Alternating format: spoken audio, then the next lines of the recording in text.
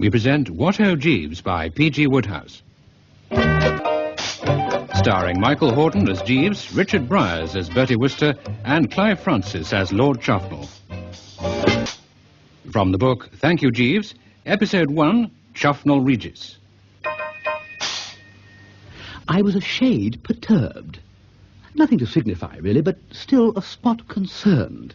Jeeves had just told me that Sir Roderick Glossop had called to see me earlier in the AM, and on being informed that I had not yet risen, had threatened to return later. And I must say, as I sat in the old flat, idly touching the strings of my banjolele, an instrument to which I had become greatly addicted of late, I couldn't for the life of me imagine why Sir R. Glossop should be paying me social calls. Well, consider the facts, I mean. Ostensibly a nerve specialist, but in reality, as everybody knows, nothing more nor less than a high-priced loony doctor, this old pot of poison long ago decided I was balmy to the core. Ever since the abrupt end of my engagement to his daughter Honoria, he has considered me about as socially acceptable as the germ of dementia precox. So, as I say, what he was doing infesting my doorstep, hammering to be allowed admission, was more than I could fathom. I was still playing the banjolele when he arrived. Those who know Bertie Wooster best are aware that he is a man of sudden, strong enthusiasms, and that when in the grip of one of these, he becomes a remorseless machine, tense, absorbed, single-minded. It was so in the matter of this banjolele playing of mine, and I was twanging the strings like one inspired when the door opened and Jeeves shoveled in the foul, straight waistcoat specialist to whom I've just been alluding. Sir Roderick Glossop, sir? What? Sir Roderick, good morning. You ought to be certified. I beg your pardon. You're a public menace. For weeks, it appears, you have been making life a hell for all your neighbors with some hideous musical instrument. Ah, I see you have it with you now. How dare you play that thing in a respectable block of flats? Infernal din! Did you say infernal din? I did. Oh. Well, let me tell you that the man that hath no music in himself is fit for, Jeeves? Sir? What was it Shakespeare said the man who hadn't music in himself was fit for? Treasons, stratagems, and spoils, sir? Thank you. Is fit for treasons, stratagems, and spoils. What are you talking about? Are you aware that the occupant of the flat below, Mrs. Tinkler Mulk, is one of my patients, a woman in a highly nervous condition? Spare me the gossip from the loony bin. Might I inquire on my side if you were aware that Mrs. Tinkler Mulk owns a Pomeranian? Don't drivel! I'm not driveling.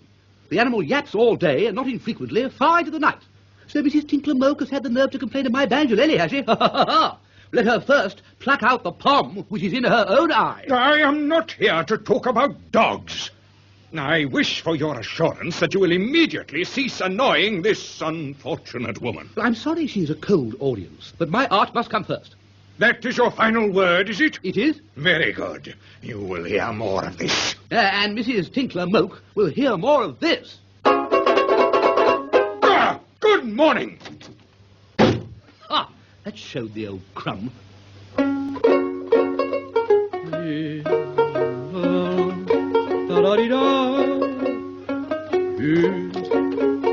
Yes, Jeeves? A letter has just been delivered, sir, from the manager of the building. Mr. Manglehopper, you mean? Yeah, precisely, sir. Well, what did he have to say? Open it. I'm singing. Well, Jeeves? The letter is in the nature of an ultimatum, sir, concerning the musical instrument. Ha! Complaints, it would seem, have been lodged by the Honourable Mrs. Tinkler Mulk of C6, by Lieutenant Colonel J.J. Bustard, DSO of B5, and by Sir Everard and Lady Blenner Hassett of B7. In consequence, Mr. Manglehopper regrets that unless you abandon the practice of the instrument forthwith, he will have no option but to request you to leave Berkeley Mansions by the end of the month. Clear out, you mean? Yes, sir.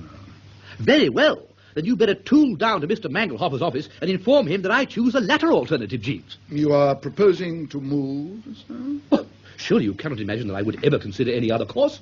We shall be well rid of these Tinkler Mokes, these Bustards, and these Blennerhassetts, Jeeves. I leave them without a pang. But, sir, I fear you will encounter a similar hostility elsewhere. Not where I'm going. It is my intention to retire to the depths of the country. In some old world sequestered nook, I shall find a cottage, and there resume my studies. A cottage, sir? A cottage, Jeeves. If possible, honeysuckle covered. In that case, sir, I fear I must give my notice. Jeeves, did I hear you correctly? Yes, sir. You actually contemplate leaving my entourage? Only with the greatest reluctance, sir. But if it is your intention to play that instrument within the narrow confines of a country cottage... You say that instrument, Jeeves, and you say it in an unpleasant, soupy voice.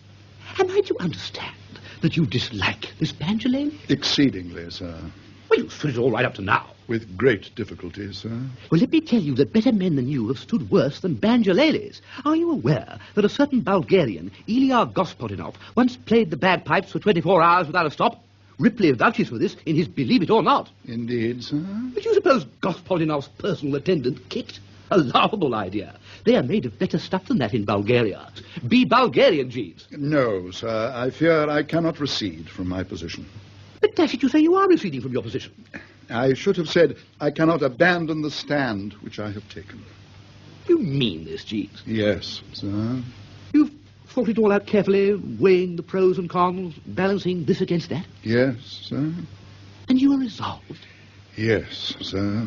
If it is really your intention to continue playing that instrument, I have no option but to leave. Then leave, dash it. Very good, sir. Excuse me one moment. Confound the blighter. Bally domestic Mussolini. Ha!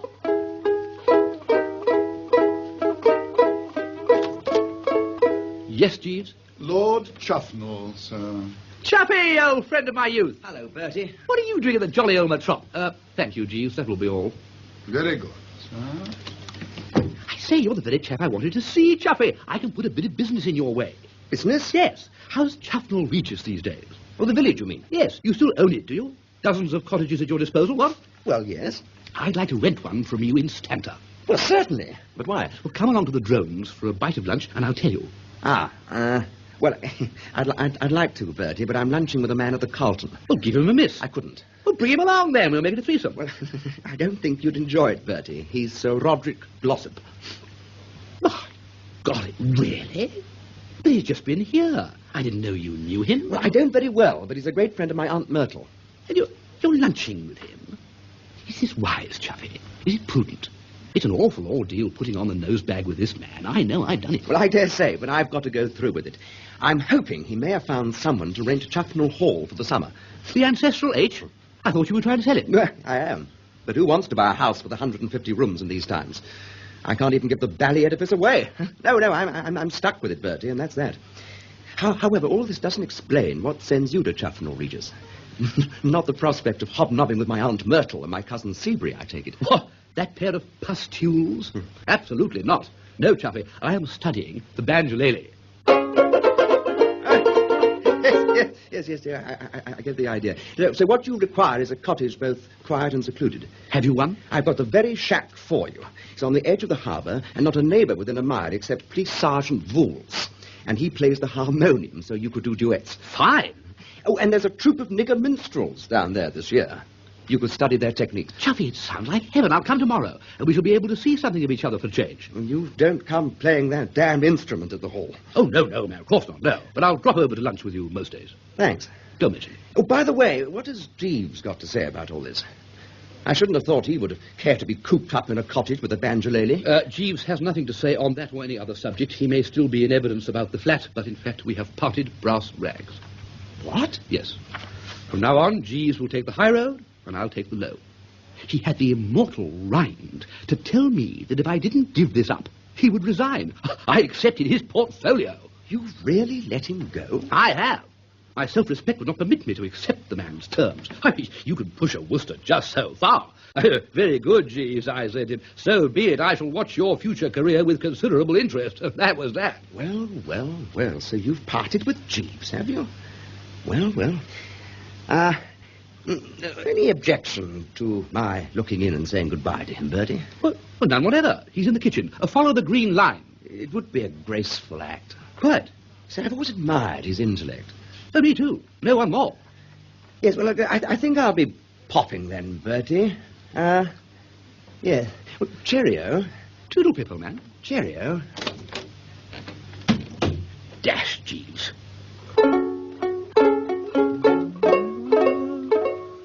La, da, da. Oh, this is no bally good. Jeeves? Sir? Has Chuffy gone? Yes, sir. His lordship has just departed. Jeeves, a word. Yes, sir. Touching on our conversation just now, I've been thinking things over. I have come to the conclusion that we have both been hasty. Let us forget the past. You may stay on. It is very kind of you, sir, but are you still proposing to continue the study of that instrument? Yes, Jeeves, I am. Then I fear, sir. Very good, Jeeves, that is all. I will, of course, give you an excellent recommendation. Thank you, sir. It will not be necessary. I have just entered the employment of Lord Chuffnell. What? You mean he scooped you in already? Yes, sir. I go with him to Chuffnell Regis in about a week's time. Oh, you do you? Well, it may interest you to know that I repair to Chuffnell Regis tomorrow. Indeed, sir? Yes, I've taken a cottage there. Oh, we shall meet at Philippi, Jeeves. Yes, sir. Or am I thinking of some other spot? No, sir. Philippi is correct. Right-ho, then, Jeeves. At Philippi. Very good, sir.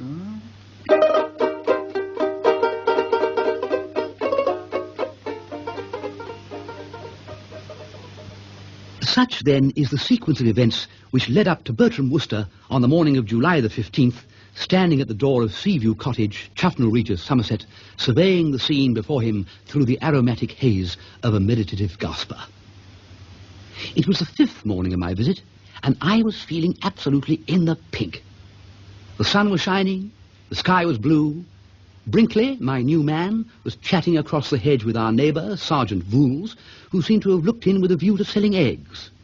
A casual cat was sniffing at a snail on the lawn, and in the harbour beyond, a whacking great yacht had rolled up and cast anchor.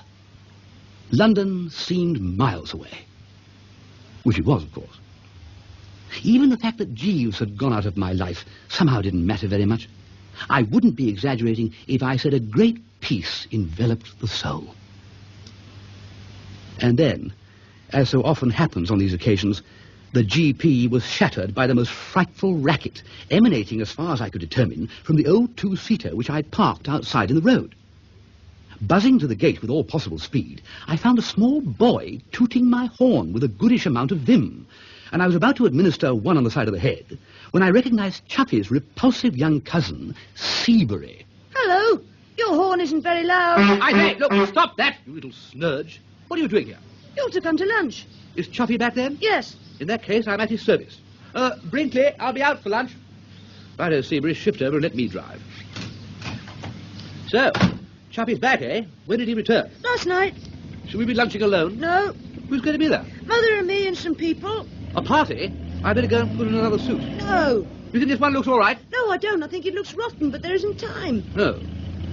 So you're at the hall today, are you? Mother and I are living there again. What? Living there? Yes, there's a smell at the Dower House. Even though you've left it? Ha ha.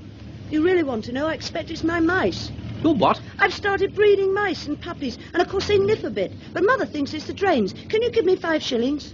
5 shillings? 5 shillings. What do you mean, 5 shillings? I mean 5 shillings. I dare say.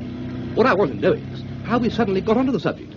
We were discussing mice, and you introduced this 5 shillings motif. I want 5 shillings. Admitting that you may possibly want the sum, why the dickens should I give it you? For protection. What? Protection. What from? Just protection. You don't get the 5 shillings out of me. Oh, all right. But things happen to guys that don't kick in their protection money. What the devil are you talking about? You'll see. Right, here we are. Pull up here. There's Chuffy on the steps. Thanks to the left. Bye. But, Oh, hello, Bertie. Chuffy. Come on in. No, wait a minute, Chuffy. Young blighty Seabury. What about him? What about him? Well, if you ask me, I say he's gone off his rocker. He's been trying to touch me for 5 bob and babbling about protection. No, that's his latest idea. He saw a gangster film last week.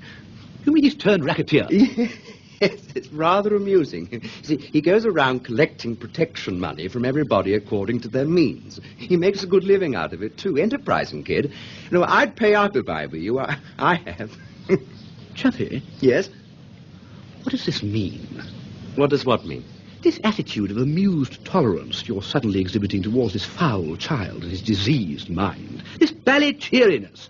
You'll be telling me next that your Aunt Myrtle has decided to remain indefinitely at the Hall, and you couldn't be more delighted. Come clean, my lad. You can't deceive me, not old Hawkeye Wooster. Something is up. What's all the ruddy happiness about? Well, can you keep a secret? No. Well, it doesn't matter, because it'll be in the Morning Post in a day or two. Bertie, I am getting Aunt Myrtle off this season. Off? You mean somebody wants to marry her? I do. Well, who is this halfwit? Your old friend, Sir Roderick Glossop. What? But old Glossop can't be contemplating matrimony. Why not? He's been a widower more than 2 years. Well, I'm dashed. Yes. Well, there's one thing, Chuffy, old man. This means that little Seabury will be getting a really testing stepfather, and old Glossop just the stepson I could have wished him. There is lots of good in this Glossop, Bertie. Loose thinking, old man, he's a hellhound. Well, he's doing me a bit of good anyway. He's found an American millionaire he thinks he can sell the Hall to. Not really. Yes. If all goes well, I shall at last get rid of this blasted barracks and have a bit of money in my pocket. And all the credit will be due to Uncle Roderick, as I'd like to think of him. So you will kindly refrain, Bertie, from making nasty cracks at his expense. You must learn to love Uncle Roddy for my sake. Well, I'm sorry, Chuffy, but I fear I cannot recede from my position. Personally, I regard him as a lifesaver. Yes, but are you sure this thing is going to come off? I mean, what would even an American millionaire want with a place the size of the Hall? Oh, well, that part of it is simple enough. He's a great pal of old Glossop's, and the idea is that he shall put up the cash and let Glossop run the house as some sort of country club for his nerve patients. All I'm worried about is getting his signature on the dotted line. Glossop's bringing him to lunch today, and I'm scared stiff something may go wrong. So I'm doing him well at the festive board. He's bound to soften up a bit after a fat lunch, isn't he? Well, unless he's got dyspepsia. Many American millionaires have. This man of yours may be one of those fellows who can't get outside more than a glass of milk and a dog biscuit. Not old Stoker. Stoker? Yes. Stoker? Yes. Not J. Washburn Stoker? The very same. Why, do you know him? I met the old pirate in New York. Oh, my golly. He's coming to lunch, you say? Yes, with his young son Dwight and his daughter Pauline. Pauline? You know her too? Just a little. Only a little? Quite a little. Just fairly pally, that's all. Then why did you jump 3 feet in the air when I mentioned her name? Did I? You did. Oh, well, no reason. Just surprise. She's a beautiful girl, Bertie. Oh, very. And charming. Oh, most. In fact, attractive. Oh, quite. I saw a good deal of her in London. Yes? We went to the zoo and Madame Tussauds together. I see. Oh, in fact, here they come.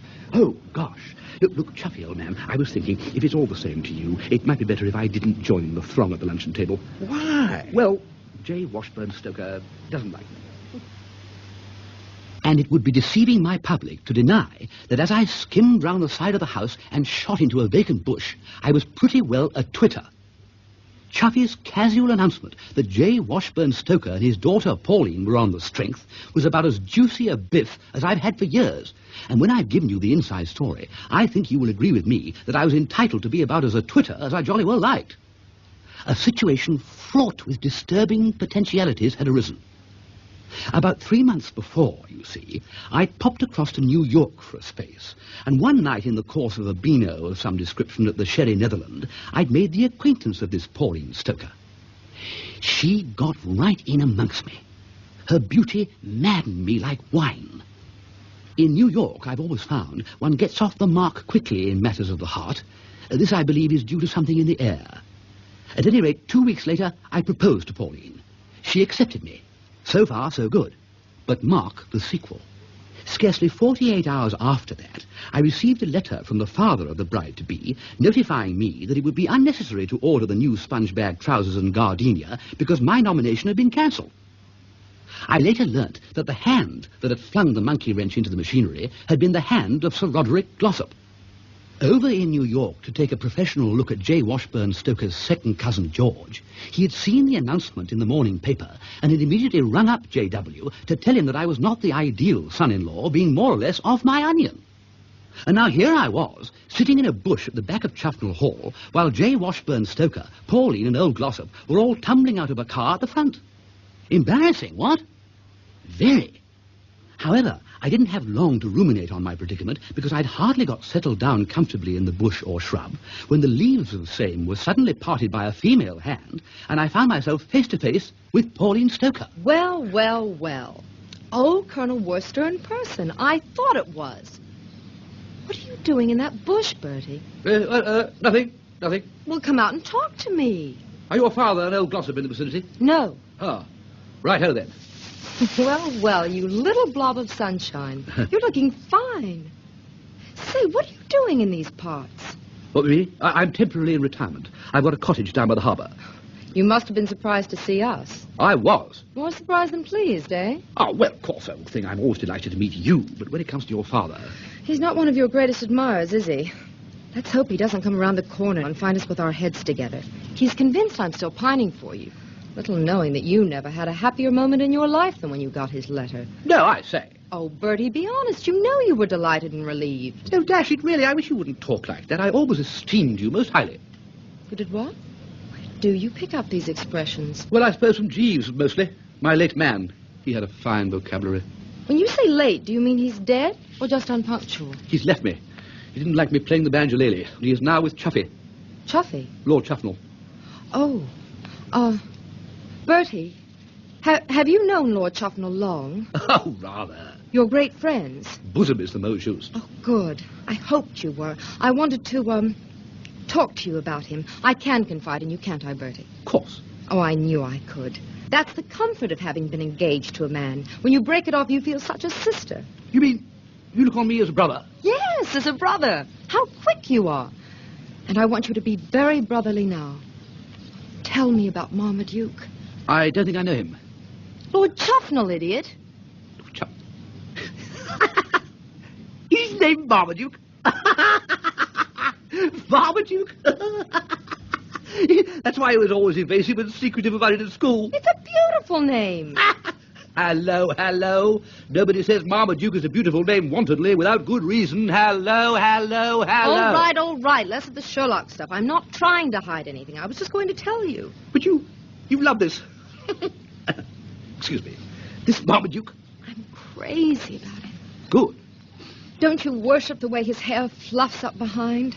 Well, I've better things to do than go about staring at the back of Chuffy's head. But if what you say is really so, young Pauline, be prepared for tidings of great joy. Chuffy and I were talking about you just now, briefly, and a certain bulbous look in the old boy's eyes, taken with a marked crimsoning of the complexion and a definite wiggling of the nose, convinced me that he is deeply enamored of you. I know that, you chump. Do you think a girl can't tell? Oh. But I mean, if he loves you and you love him, I fail to comprehend what you're beefing about. Why can't you understand? He's obviously dippy about me, but not a yip from him, not a syllable. Well, of course not. But surely you realize there's a certain decency in these matters, a certain decorum. Naturally, he wouldn't say anything yet. Dash it, give the man a chance. He's only known you 5 days. Anyway, what do you want me to do about it? Well, you're a friend of his. You could give him a hint. Tell him there's no need for cold feet. What? Oh, Jeeves? Good afternoon, sir. Well, Jeeves, what is it? Mr. Stoker, sir. He's inquiring after Miss Stoker's whereabouts. Oh, you better push along, Pauline. Oh, I suppose so. Oh, will you talk to him, Bertie, for me? The matter shall have my prompt attention. Oh, thank you. Well, see you later, then. Bye-bye. Cheerio. Jeeves. Sir? I should rather like, if you have a moment to spare, to split a word with you regarding old Chuffy. Very good, sir. You'll agree with me that something's got to be done about the 5th Baron, I take it? I beg your pardon, sir? Oh, come, Jeeves. A little less coyness, if you please. Am I correct in supposing, sir, that you are alluding to his lordship's feelings towards Miss Stoker? Exactly. Now, mark this, Jeeves. She, too, loves. And what's more, she detects the love light in his eyes. But what's worrying her is that he does not tell his love, but lets concealment, like what, Jeeves? A worm i' the bud, sir. Yeah, feed on his something... Damask cheek, sir. Damask? You sure? Quite sure, sir. Oh. Well, then, what on earth is it all about? I mean, he loves her, she loves him, so what's the snag? I know Chuffy, a swift performer, if ever there was one. Yet now look at him, missing on every cylinder. Why? His lordship is a gentleman of scruples, sir.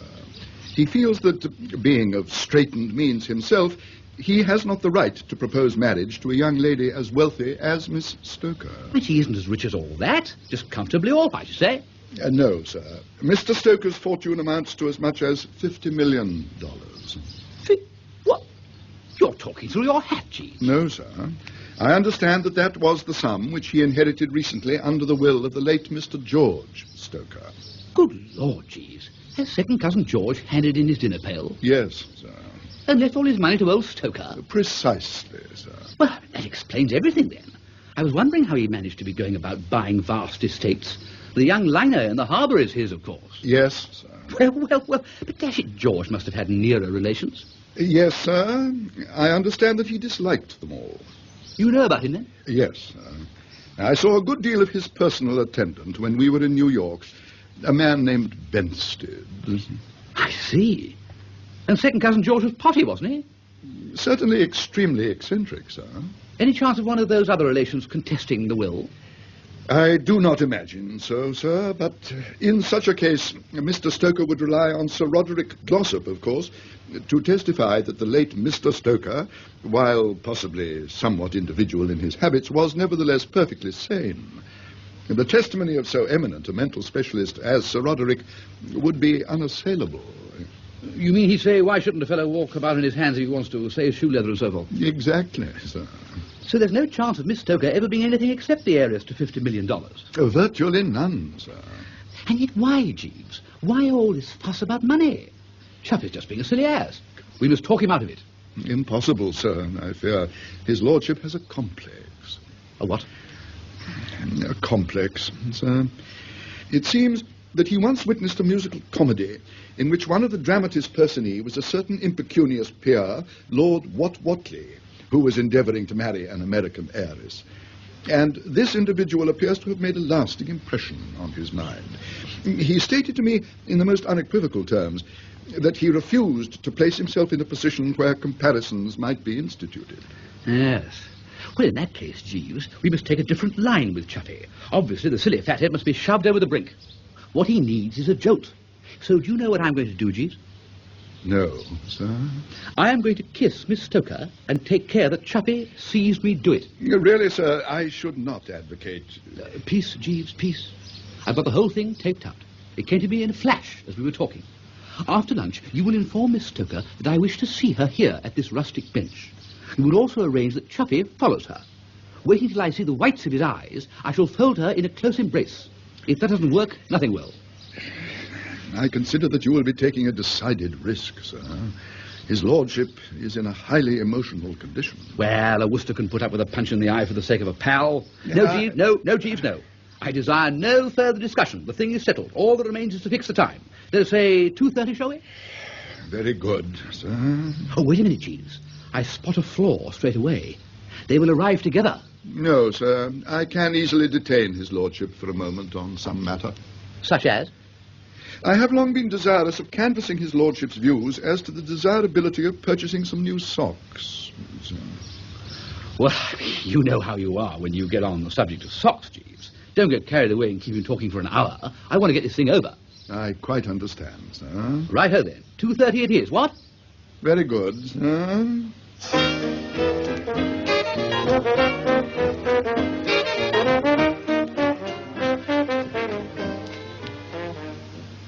You can count on Jeeves.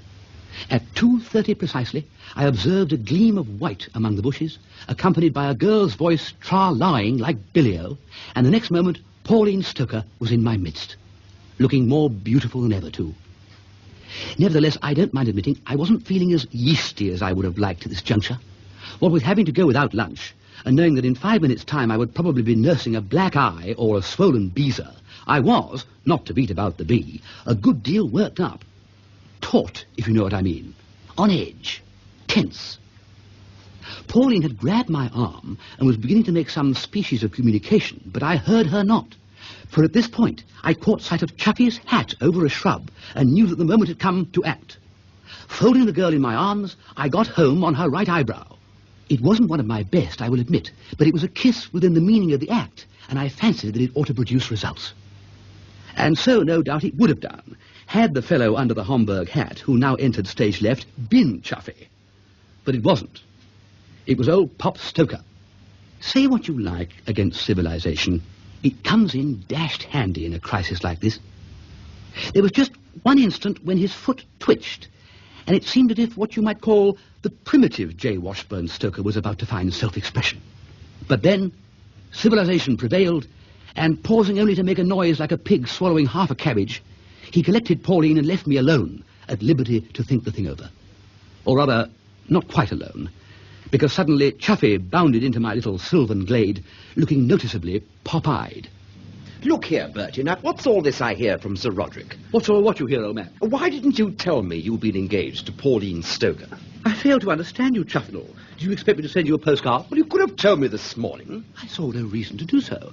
And anyhow, the entire binge only lasted 48 hours from kick-off to finish. Glossop himself saw to that. Now, you swear that? Certainly. Only 48 hours? Less. And there's nothing between you now? Nothing. You're sure? Nothing whatever. So charge in, Chuffy, old man. Follow the dictates of the old heart and fear nothing. The girl is potty about you. Who told you that? She did. Herself? In person?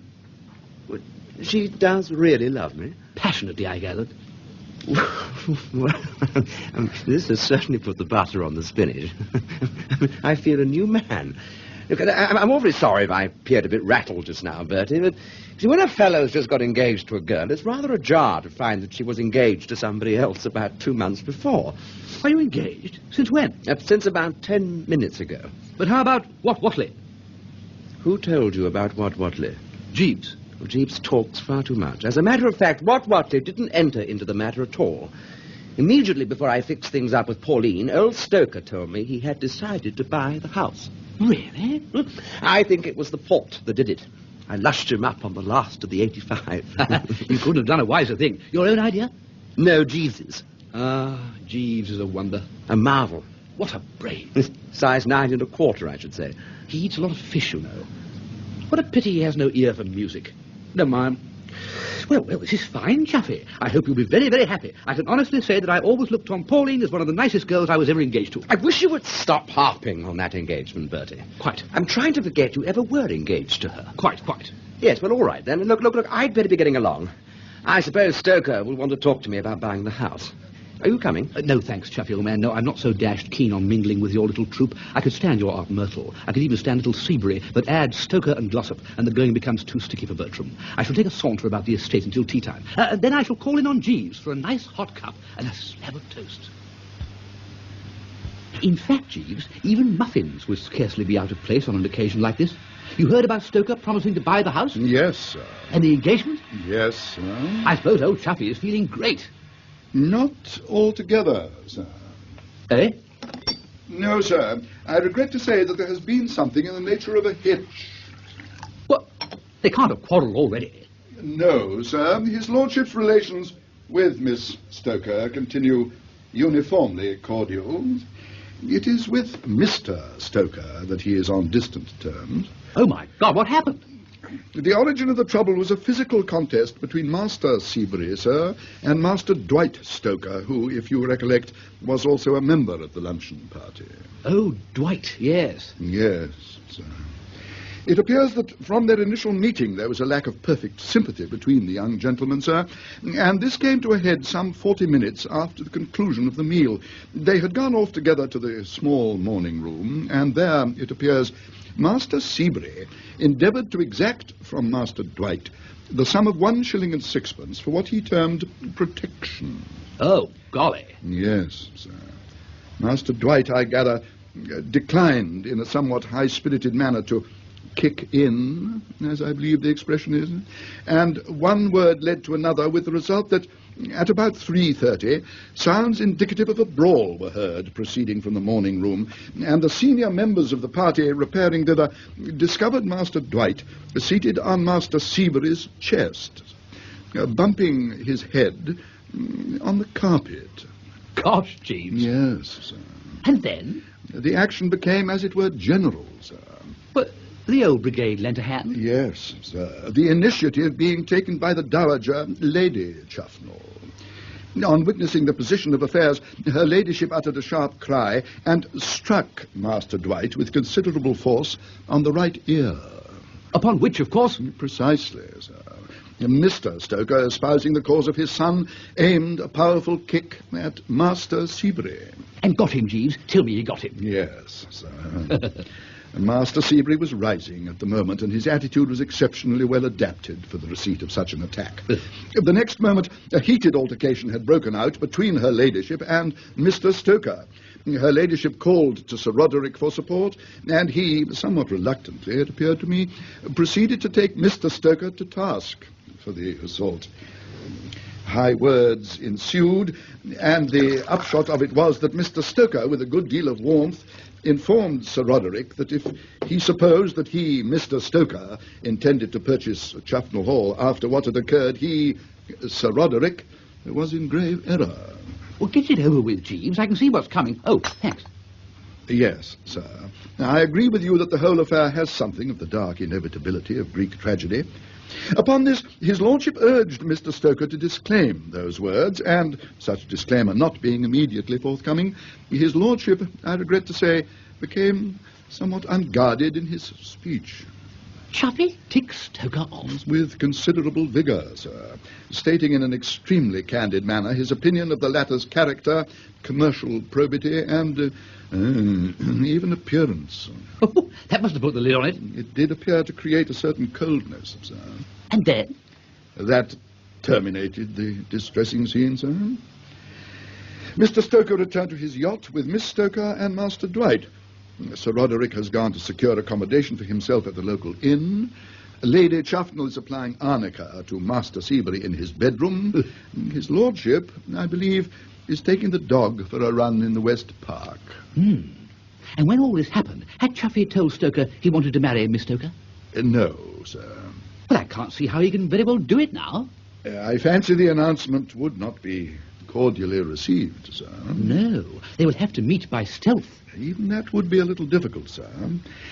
I should have mentioned that I chanced to be an auditor of a conversation between Mr. and Miss Stoker, from the substance of which I gathered that it was the gentleman's intention to keep Miss Stoker virtually in durance vile on board the yacht for the duration of their stay.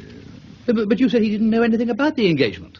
Mr. Stoker's motive in immuring Miss Stoker on the vessel is not to prevent her encountering his lordship, but to obviate any chance of her meeting you, sir. What? The fact that you embraced the young lady has convinced him that her affection for you has persisted since your parting in New York.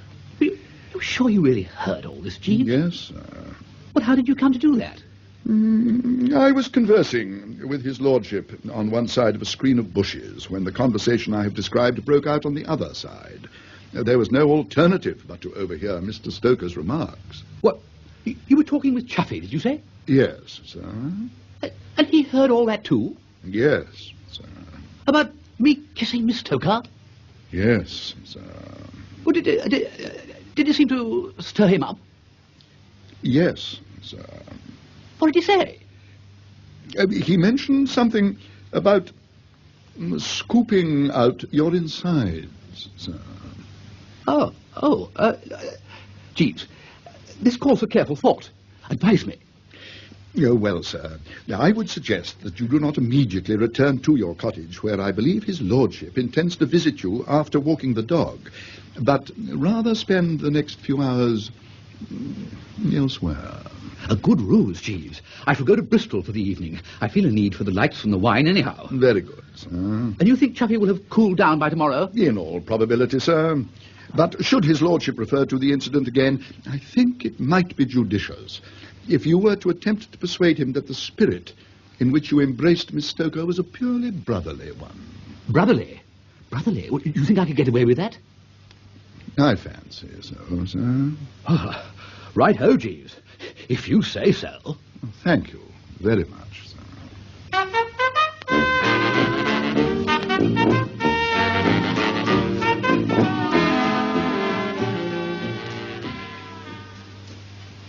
I suppose it must have been getting on for midnight when I fetched up again outside the Wooster GHQ, and I just finished garaging the car when I spotted a dim figure infesting the Chuffnell Regis waterfront not far off. The next moment, this DF started sprinting towards me, yelling my name, and I realized with a stab of horror who it was. It was Marmaduke, 5th Baron Chuffnell. Aha, Wooster, there you are at last. Here I am. Yes, Chuffy. And I've heard all. Jeeves told me. Too bad, too bad. I little thought, old man, when I bestowed a brotherly kiss on Pauline Stoker by way of congratulating her on your engagement, that you would so totally misinterpret my action. Brotherly? Essentially brotherly. Old Stoker didn't seem to think so. Well, we know what sort of a mind old Stoker has got, don't we? Brotherly? Chuffy, I suppose I shouldn't have done it. But you know how it is when a fellow you've been at private school, Eton and Oxford with, gets engaged to a girl on whom you look as a sister? One is carried away. Yeah. Well, all right. But in the future, a little less of this fraternal stuff. Quite. I mean, switch it off. Resist the impulse. Certainly. If you want sisters, seek them elsewhere. Just so. And I don't want to feel when I'm married that at any moment I may come into the room and find a brother and sister act in progress. I quite understand, old man. Then you still intend to marry this Pauline? Of course I intend to marry her. Even though old Stoker isn't going to buy the hall? What are you talking about? Well, what price, what Watley now? Bertie, don't please remind me of a time when I must have been absolutely potty. I can't imagine how I ever felt like that. The curse of Wat Watley has been exorcised. This wedding is going through. Fine. After all, what does money matter? Quite. And I mean, love's love. Absolutely. I say, old man, I suppose she really does love me, though. Didn't she say so? Well, she said so, yes. Yes, she said so, but, I mean, can you believe what a girl says? My dear chap. Well, I mean, they're great kidders. She may have been fooling me. Morbid laddie. It seems so dashed odd that she should have let you kiss her. I took her by surprise. She could have sloshed you on the ear. Why? She naturally divined that the embrace was purely brotherly. Brotherly? Wholly brotherly. Well, it may be so. Have you any sisters, Bertie? No. But if you had, you would kiss them? Repeatedly. And you really do swear there's nothing between you and Pauline now? Absolutely nothing. We have often laughed heartily at the thought of that moment's madness in New York. I've never heard you. Haven't you? Oh, we have. We have done, frequently. Oh. Well, perhaps it's all right, then. I suppose it's all right. Well, very well. Well, look, good night, Bertie. I'll just be getting on with keeping a silent vigil beneath her window all night. What? Are you going to stay out here all night on the quayside? The girl I love is incarcerated in that ballet yacht. I shall naturally keep watch over her. Oh, quite. How long have you been here? About 10 minutes.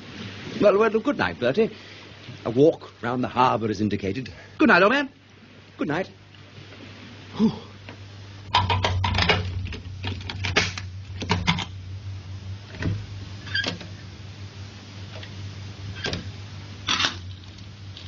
Oh, now, where's that valet candle? Ah. Well.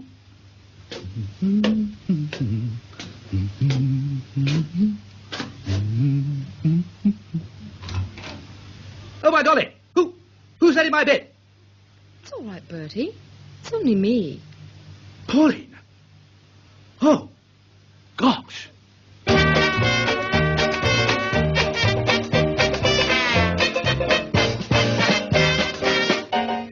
In that episode, the parts were played as follows. Jeeves, Michael Horden, Bertie, Richard Bryars, Lord Chuffnell, Clive Francis, Pauline Stoker, Connie Booth, Sir Roderick Glossop, John Graham, Seabury, Joe Manning Wilson. The banjolele was played by Billy Bell. The episode was adapted for radio by Chris Miller from the book Thank You, Jeeves, by P.G. Wodehouse.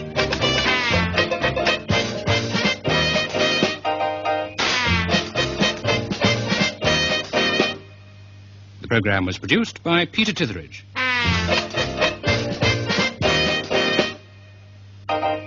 We present What Ho Jeeves by P.G. Wodehouse.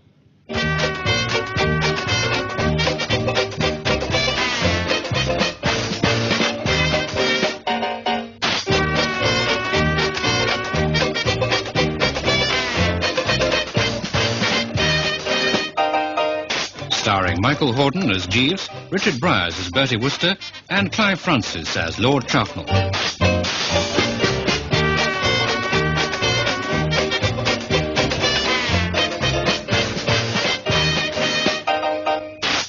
From the book, Thank You, Jeeves, Episode 2, Sinister Behaviour of a Yacht Owner.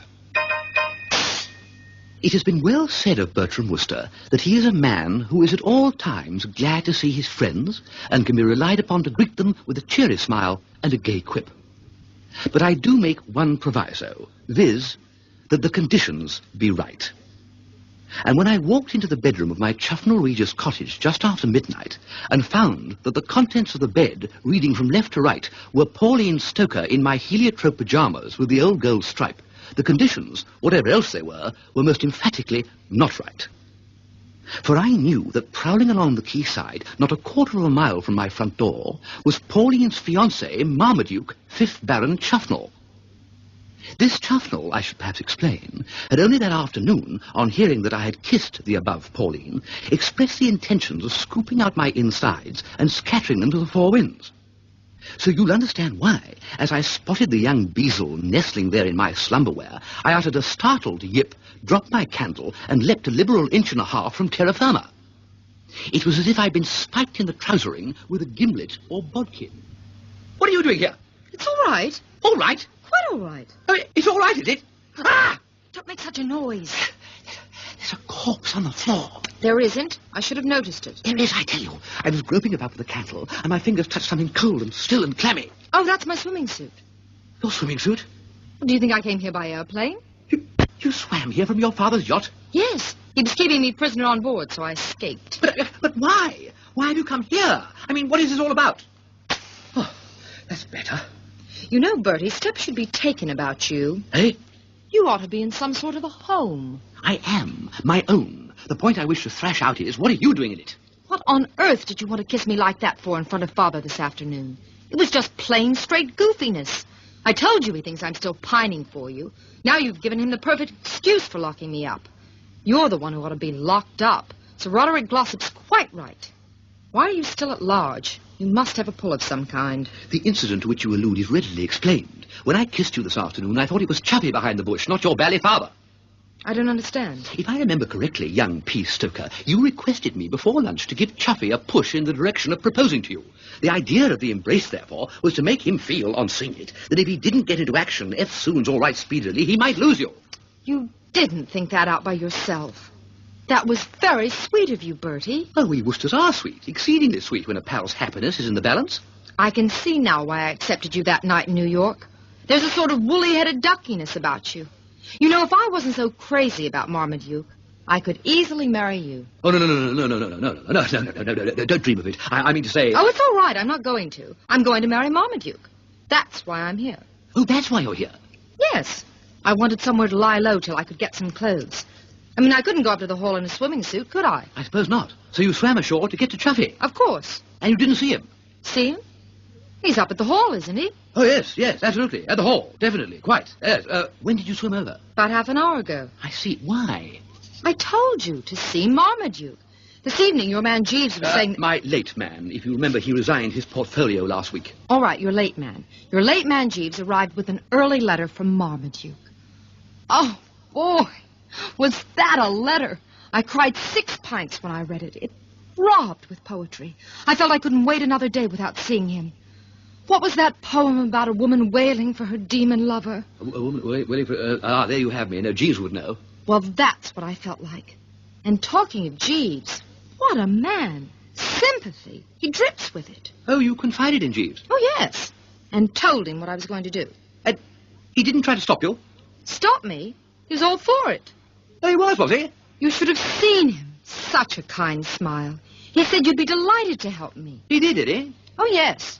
And he lowered me from the side of the boat by a rope, too. I couldn't dive, you see, because of the splash. So, my man, my late man, whom I have nurtured in my bosom for years and years, a fellow I have always looked on more as some sort of an uncle than a personal attendant, has got nothing better to do of an evening than fill my bedroom with girls. Bertie, are you annoyed? Annoyed? Well, you sound annoyed.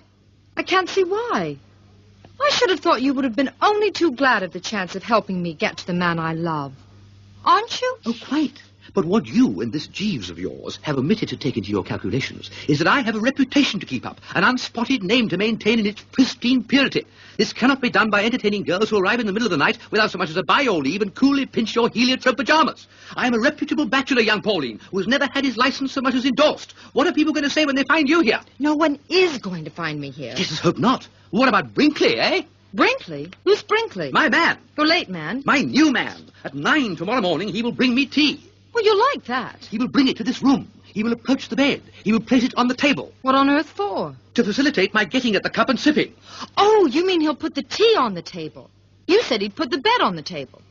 I never said anything of the sort. Well, you did, distinctly. My dear child, I must really ask you to use your intelligence. Brinkley is not a juggler. He is a well-trained gentleman's gentleman, and would consider it a liberty to put beds on tables. And why should he put beds on tables? The idea would never occur to him. I mean, he... Wait a minute, Bertie. Stop.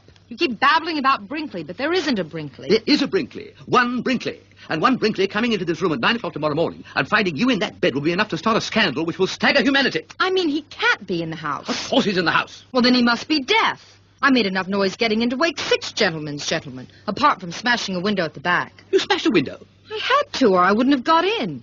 It was the window of some sort of bedroom on the ground floor. But dash it, that's Brinkley's bedroom. Well, he wasn't in it. Well, why on earth not? I told Jeeves to tell him he could have the evening off, not the night.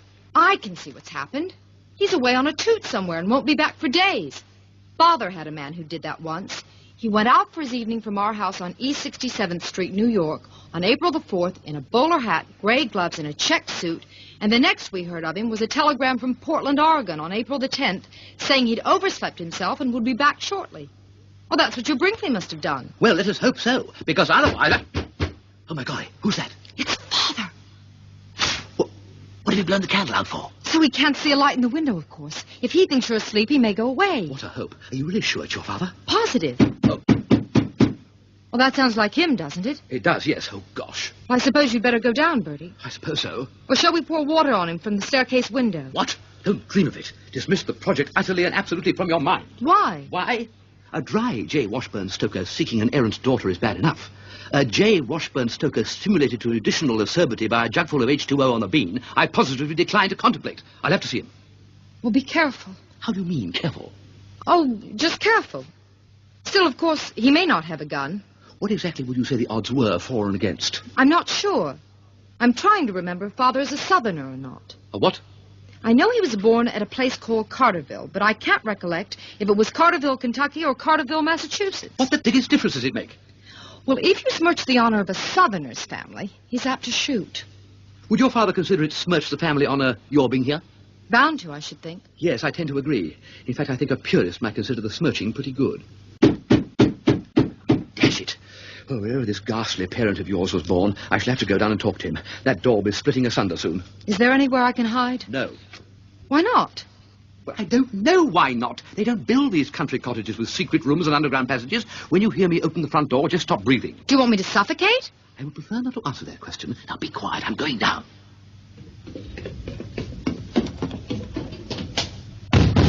Oh, my golly. Wait a minute. Hello? Yes? Taking your time, haven't you? What's the matter with you, young man? Deaf or something? Oh, frightfully sorry. I thought you were someone else, don't you know? Oh, beg your pardon, sir. I thought you was the young man Brinkley. Brinkley? Brinkley's out. You a pal of his? No, sir, Sergeant Vooles. Oh, Sergeant Booles. Anything I can do for you? Well, sir, this is my young nephew, sir, Constable Dobson. Oh, Dobson, a fine night, is it not? Oh, yes, sir. But I seen something suspicious, sir. Yes, sir.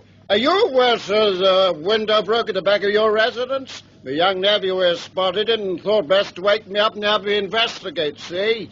A ground floor window, sir, with a whole pane of glass gone from it. Oh, that. Yes, Brinkley did that yesterday. Silly ass. You knew about it then, sir? Oh, yes. Quite all right, Sergeant. Well, you know best if it's quite all right, sir, but I should say there was a danger of marauders getting through. I thought I did see a marauder getting through, Uncle Ted. What? Then why didn't you tell me before, you young martinet, and don't call me Uncle Ted when we're on duty. No, Uncle Ted.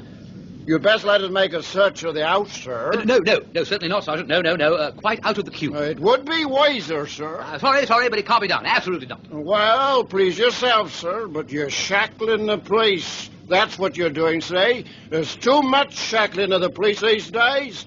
There was a piece in the mail about it yesterday. Unshackle the police, it said, because of the increase of crime in lonely rural districts. The number of indictable offences, it said, has rose from 134,581 in 1929 to 147,031 in 1930. And it's because the police are shackled, sir. Oh, well, I'm sorry. Yes, sir. And you're going to be sorrier when you go upstairs to your bedroom and a marauder cuts your throat from ear to ear. Fight these gloomy views, my dear old police sergeant. I anticipate no such contingency. I've just come from upstairs and I give you my word there were no marauders. Oh, as you say, sir. Well, come along, Constable. If we're to be shackled, there's nothing to keep us here. Good night, sir. Good night. Who was it, Bertie? Shh. It was a constabulary. What did they want? Apparently they saw you getting in. What a lot of trouble I'm giving you. Oh, no, only too pleased. Well, I suppose I might as well be pushing along. Are you going? Well, in the circus I can hardly doss down on the premises. I shall withdraw to the garage. Isn't there a sofa down there? There is. Noah's. He brought it ashore on Mount Ararat. I'll be better off in the car. Oh, Bertie, I am giving you a lot of trouble. Don't you worry, old thing. We Woosters can rough it when it's a matter of giving two fond hearts a leg up. I shall be all right. Good night. Good night, Bertie.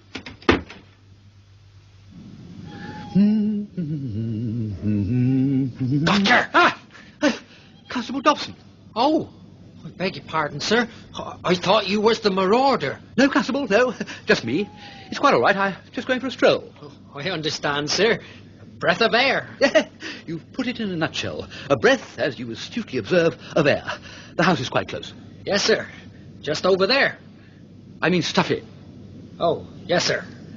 Well, good night, sir. Ta-ra, Constable.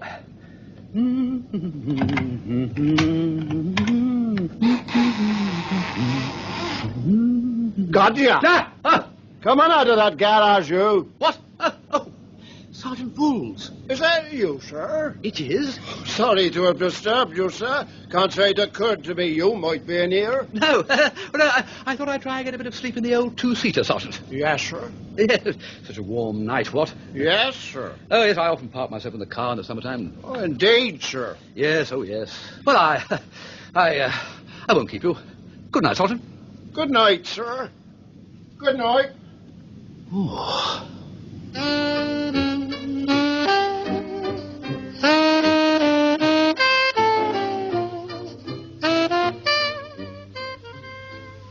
As two-seaters go, I'd always found my Widgeon 7 fairly comfortable.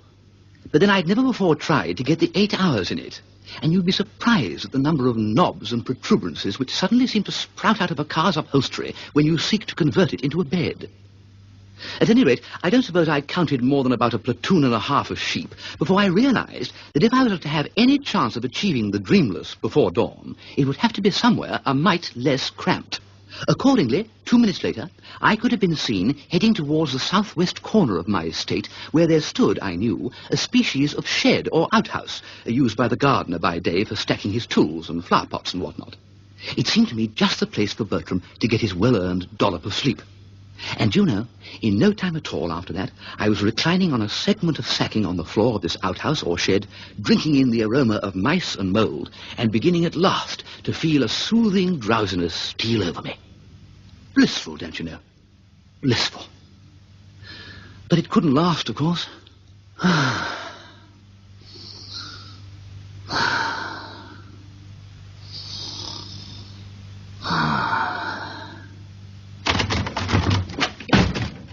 I told you there was someone Uncle Ted tracked him like a leopard, I did. Don't call me Uncle Ted on duty. And I tracked him as much like a leopard as you did, see? Aha. Ha-ha! What is it now? Is that you again, sir? Yes, it is, dash it. What, may I ask, is the meaning of this incessant chivying, Sergeant? Sleep under these conditions becomes impossible. Well, I'm very sorry, sir. Never occurred to me it could be you. And why not? Well, sleeping in a shed? You do not dispute the fact that it is my shed. No, sir, but it seems sort of funny. I see nothing funny in it whatsoever. Uncle Ted means odd, sir. Not so much what Uncle Ted means, and don't call me Uncle Ted, say. What it seemed to us, sir, was peculiar. I cannot subscribe to your opinion, Sergeant. I have a perfect right, have I not, to sleep where I please? Yes, sir. Exactly. It might be the coal cellar, it might be the front door steps. It happens to be this shed. I will now thank you, Sergeant, to withdraw. At this rate, I shan't drop off till daybreak. Are you intending to remain here the rest of the night, sir? Certainly, why not? Well, I suppose there's no reason why you shouldn't if you want to, sir, but it seems, well... Odd. Peculiar.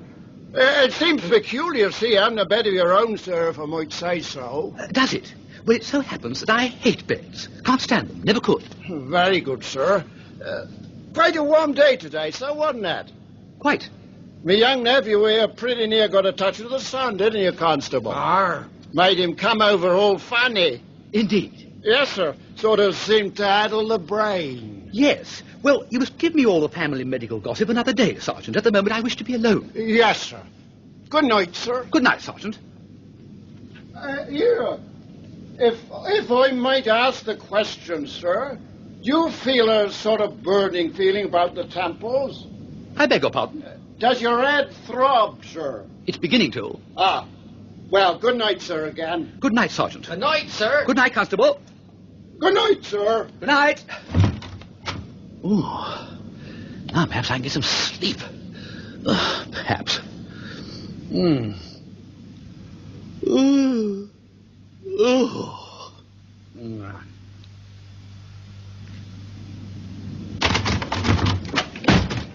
Is this where he is, Sergeant? Yes, sir. Aha. What? Bertie, it's all right. It's me, old man. Chuffy. I found his lordship by the side of the arbour, sir. You would. The sergeant was worried about you, Bertie. He seemed to think your manners strange. So he brought me along to have a look at you. Very sensible of you, Vools. Thank you, my lord. Sound move. Thank you, my lord. You couldn't have done a wiser thing. Oh, thank you, my lord. So you've got a touch of the sun, Bertie. I have not got a touch of any ballet sun. Well, Vools thought so. Vools is an ass. Begging your pardon, sir, you informed me your head throbbed, say, and I assumed the brain was addled. Exactly. You must have gone slightly off your rocker, old chap, mustn't you? I mean, to be sleeping out here. What? Why shouldn't I sleep out here? But you've got a bedroom, old fellow. You've got a nice bedroom, haven't you? I should have thought you would have found it so much snugger and jollier in your cosy little bedroom. Yeah, well, there's a spider in my bedroom. A spider? Pink? Pinkish. With long legs? Fairly long legs. And hairy, I shouldn't wonder. Very hairy. Yes, I see. Well, look, Sergeant, it's all right. Nothing to worry about. He's simply as tight as an owl. Oh, is that so, my lord? That's all. That's the trouble. Completely boiled. You notice the glassy look in the eyes? Yes, my lord. I've seen him like this before, you know. Once, after a bump supper at Oxford, he insisted that he was a mermaid and wanted to dive into the college fountain and play the harp there. Oh, young gents will be young gents, my lord. Well, we must put him to bed. Oh, no. I don't want to go to bed, Chuffy. Not at all. No. It's all right, Bertie. Quite all right. We understand. No wonder you were frightened, beastly great spider. Enough to frighten anyone, but it's all right now. Vools and I will come up to your room with you and kill it. You aren't scared of spiders, Vools? No, my lord. But Now, Bertie, calm down. Vools will stand by you. Vools can tackle any spider. No. Oh, yes, he can. How many spiders was it that you were telling me you took on in India once, Vools? 96, my lord. Big ones, if I remember rightly. Oh, whackers, my lord. There you are, Bertie. You see, there's nothing to be afraid of. Rightio, Sergeant. Now, you take his feet, and I'll take the other end. No, Chuffy, wait. I don't want to go to bed. It's all right, Bertie. Now, Sergeant, we ready? 1, 2, 3... Up! No, what are you doing? No, Chuffy, put me down. Put me down. No, Chuffy, please. I want to sleep here. Don't go near my room. I hate my room. I don't like it. No, Chuffy, please, put me down. No. One more heave over the banisters, Fools. Yes, my lord. No, don't go into that room. That's all right, Bertie. Soon be in bed by now. There. But Oh. That's dashed odd. Where the devil? I know. Spiders all gone, eh? Good. Now, thank you, Sergeant. I can manage now. You're sure, my lord? Oh, yes, it's quite all right now. He always drops off to sleep on these occasions. You can pop off. Oh, thank you, my lord. Good night. Good night, Sergeant. Now, there's my little man. You lie quite quiet and take things easy. But Chuffy... Shh. Uncle Chuffy will take your boots off. But dash it. What a night, Bertie. Well, close call that. I just managed to get into the hanging cupboard outside in time. Who were those men? Marmaduke! There's a perfectly simple explanation, Chuffy, old man. Marmaduke! So? What do you mean, so? Why are you looking like that? I see. Now, Chuffy, what you want on an occasion like this is simple faith. The poet Tennyson tells us... Shut up. I don't want to hear anything from you. Righto, but all the same, simple faith is better than Norman blood, and you can't get away from it. Simple faith? What do you... Oh, so that's what you think, is it? Of course I don't. You do? I don't. Yes, you do. I do not. You do. You shut up. Righto. That is what you think. It is not. I don't think anything of the kind. I know that Bertie has been Scrupulously correct in his behaviour throughout. sleeping in a potting shed. Well, I think my version sounds better, old man. Be quiet. That, however, is not the point. The fact remains, Miss Stoker, that in spite of being engaged to me and pretending this afternoon that you were tickled pink to be engaged to me, you are still so much in love with Bertie that you can't keep away from him.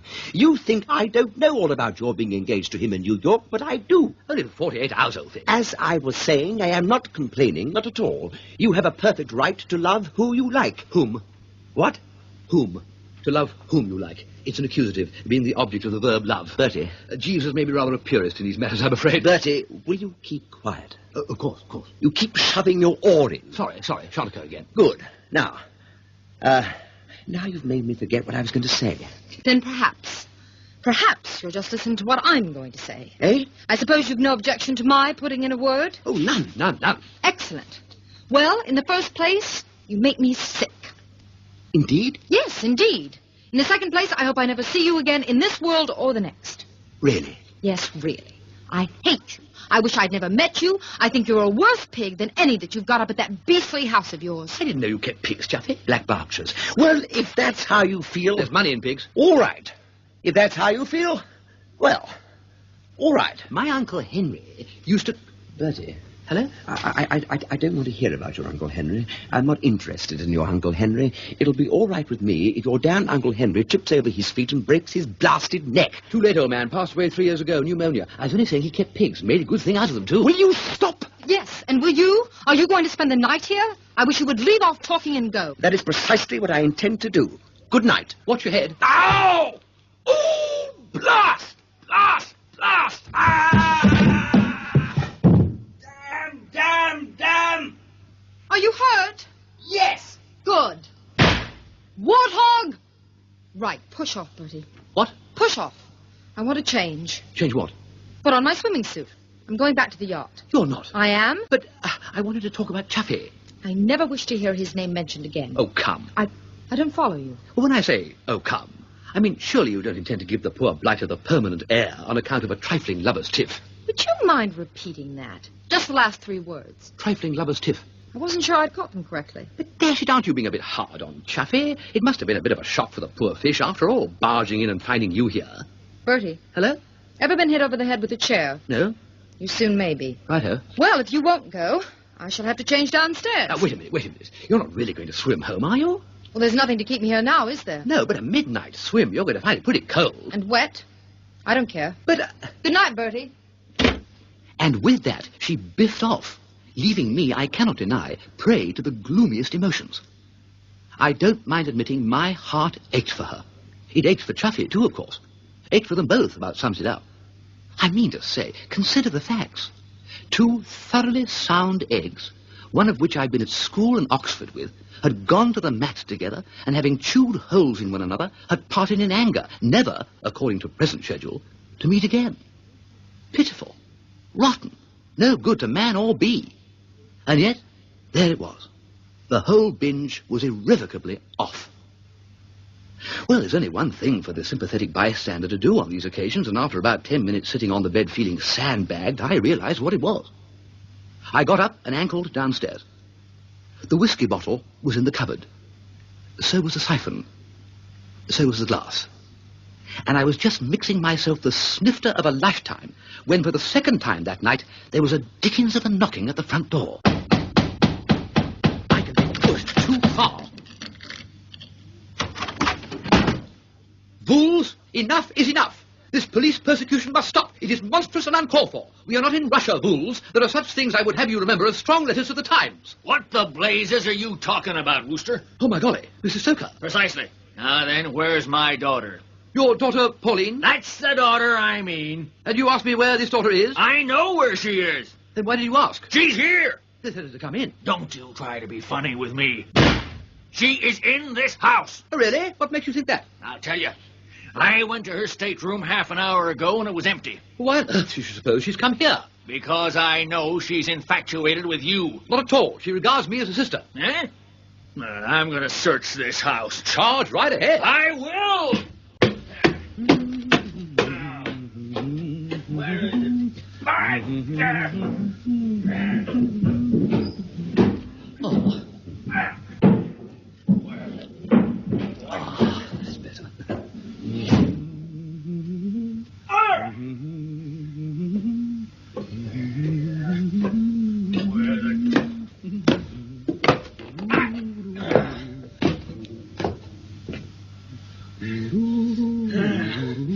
Mr. Wooster, I owe you an apology. Don't give it a thought, Stoker. I took it for granted when I found Pauline had disappeared. Please dismiss the whole thing from your mind, Stoker. Might have happened to anybody. False on both sides and so forth. You have a certain something before you go? No, thanks.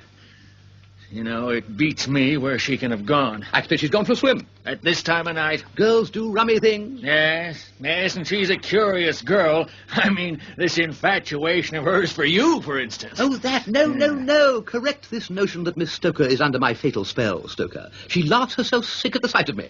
I didn't get that impression this afternoon. That was just brother and sister stuff. It shan't occur again. It had better not. Well, I won't keep you up, Mr. Wooster. I apologize again for making a damn fool of myself. Not at all. I wish I had a quid for every time I've made a darn fool of myself. What? Eh? Yes, well, good night. Good night, Mr. Wooster.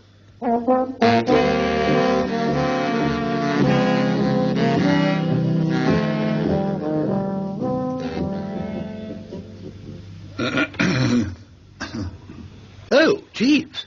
Good morning, sir. And what brings you to Seaview Cottage this a.m.? I have just come over from Mr. Stoker's yacht, sir. Indeed. And what the blazes have you been doing there, apart from causing trouble? Sir? Trouble, Jeeves. Last night. A nice thing you let all and sundry in for. Sir? You can't get out of it by saying Sir, Jeeves. You know what I mean.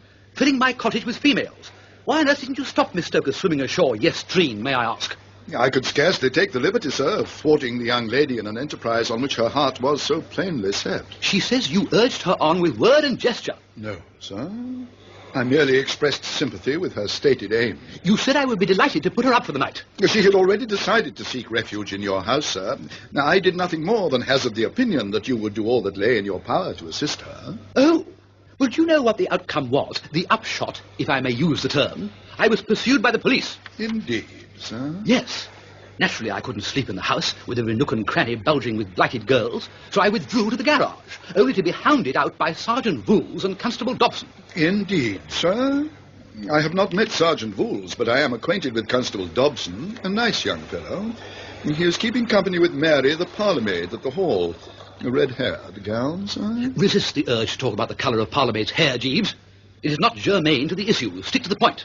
Which is that I spent a sleepless night, chased from garage to gardener shed by the gendarmerie. I am sorry to hear that, sir. Eventually, Chaffee arrived. Forming a totally erroneous diagnosis of the case, he insisted on putting me to bed, and was thus occupied when Miss Stoker strolled in wearing my heliotrope pyjamas. Most disturbing, sir. It was. They had a diggins of a row, Jeeves. Eventually, Chaffee fell downstairs and went moodily out into the night, and Miss Stoker returned to the yacht. Ah, now I understand, sir. I must confess I experienced a certain surprise when the young lady appeared at the breakfast table this morning, as I had assumed she would be staying on shore. Well, she didn't. But that brings us to another point, Jeeves. What on earth were you doing on the yacht? You're meant to be working for Chaffee. No, sir. No? No, sir. I am no longer in his lordship's employment, sir. What? No, sir. I am now with Mr. Stoker. Working for old Stoker? Perhaps I might explain, sir?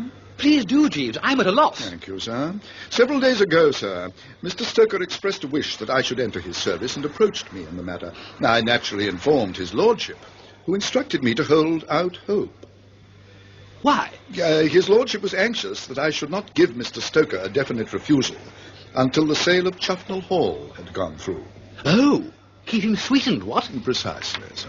I get the idea.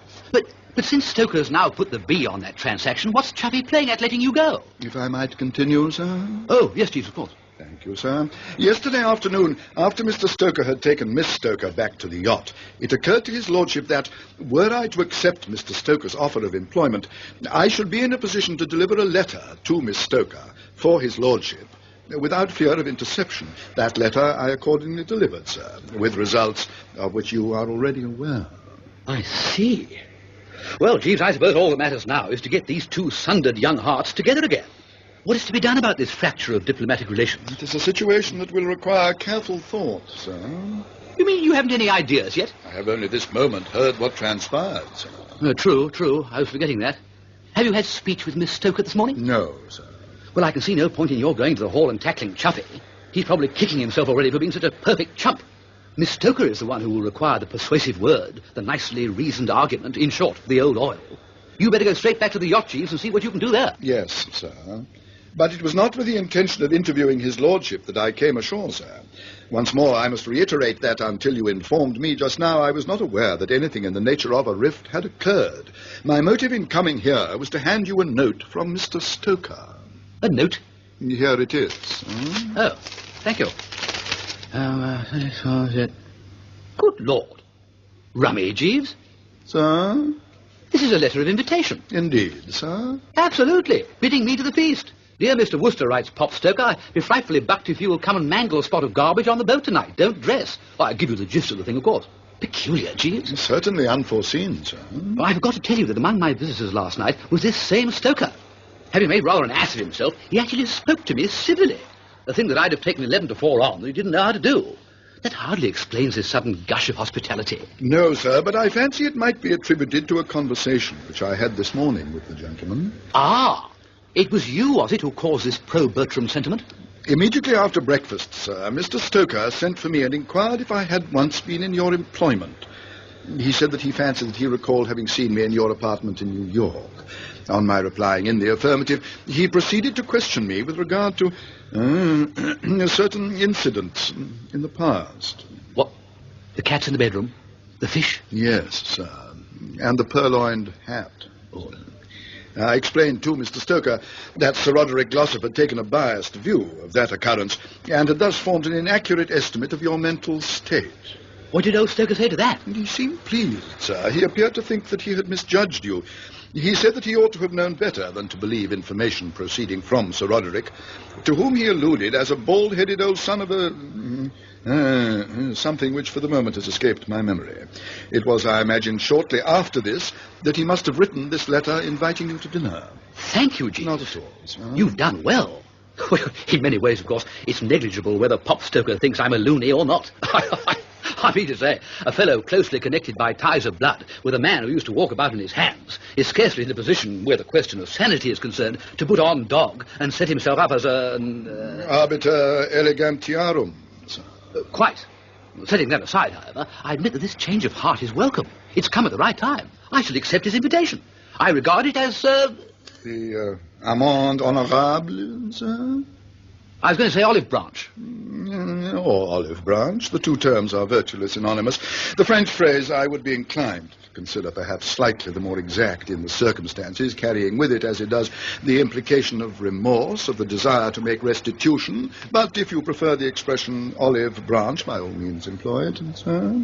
Thank you, Jeeves. Not at all, sir. I suppose you know you made me completely forget what I was saying. I beg your pardon, sir. I should not have interrupted.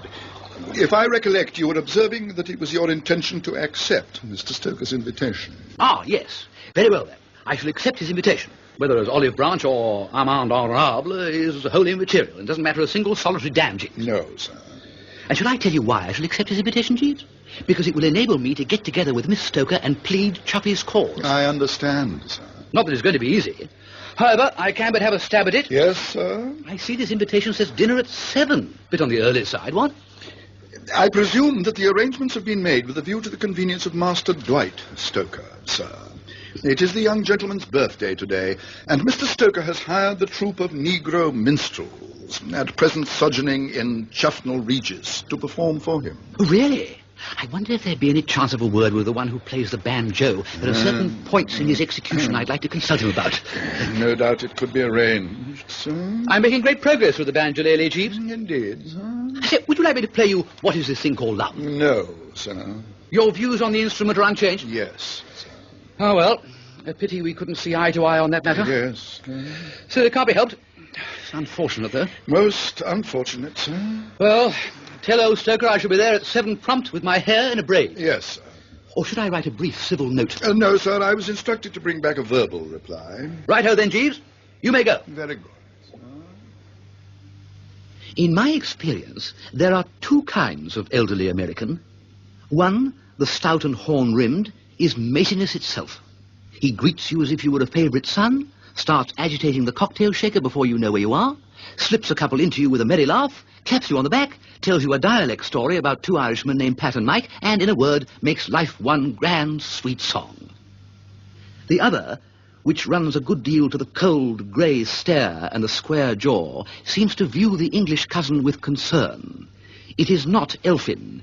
It broods. It says little. It sucks in its breath in a pained way. And every now and again you catch its eye, and it's like colliding with a raw oyster. Of this latter class or species, J. Washburn Stoker had always been the perpetual vice president.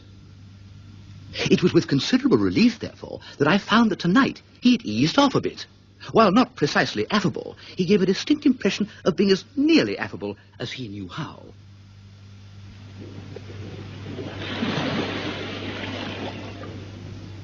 Welcome aboard, Mr. Wooster.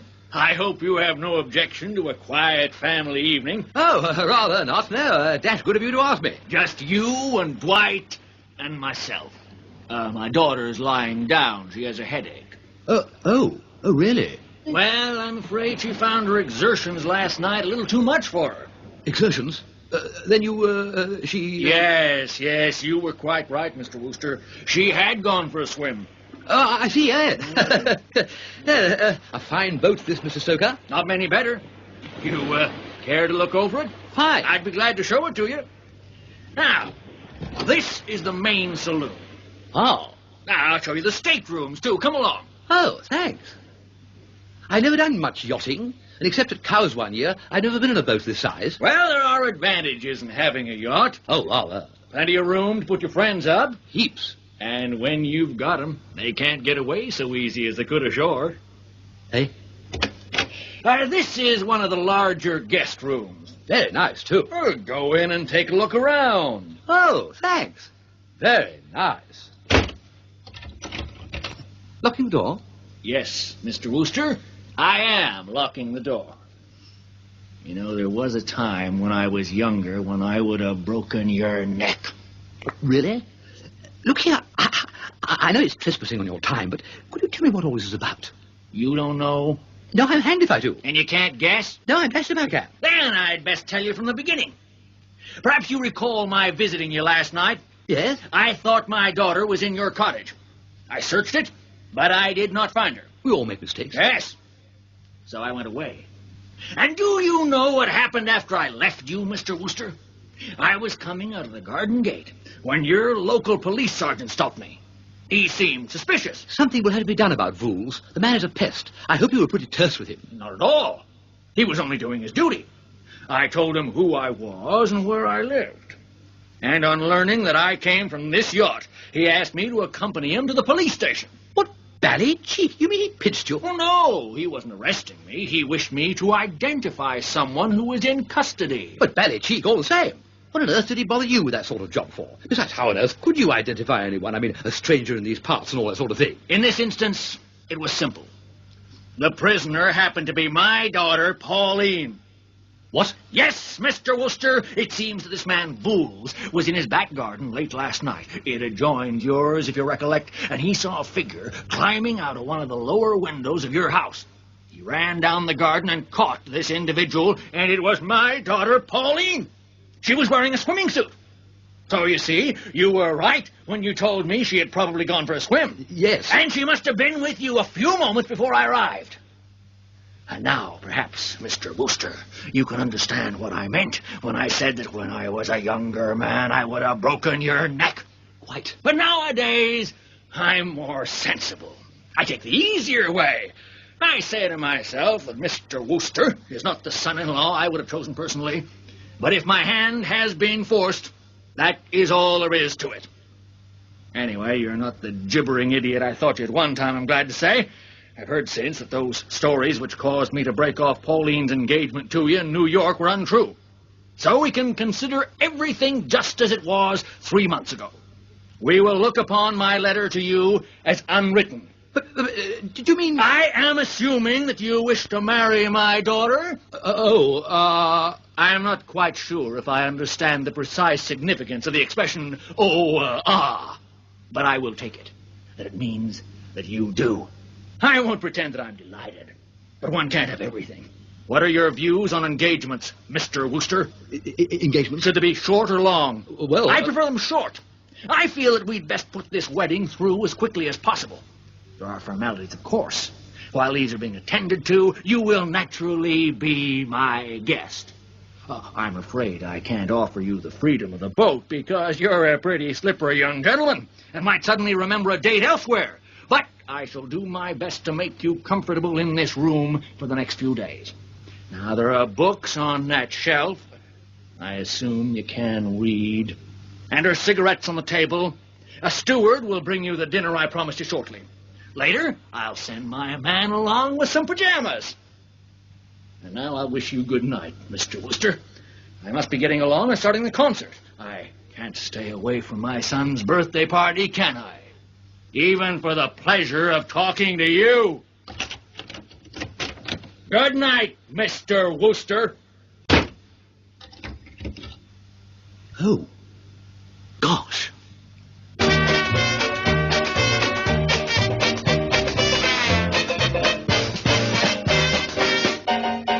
In that episode, the parts were played as follows.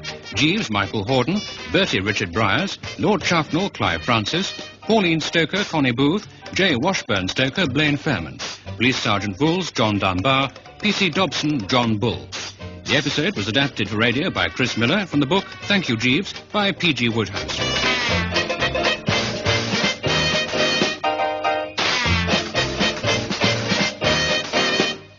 The programme was produced by Peter Titheridge.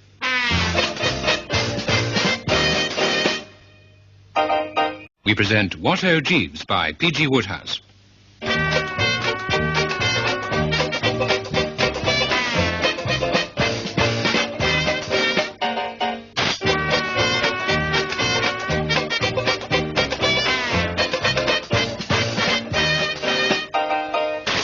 Starring Michael Horden as Jeeves, Richard Bryars as Bertie Wooster, and Clive Francis as Lord Chuffnell.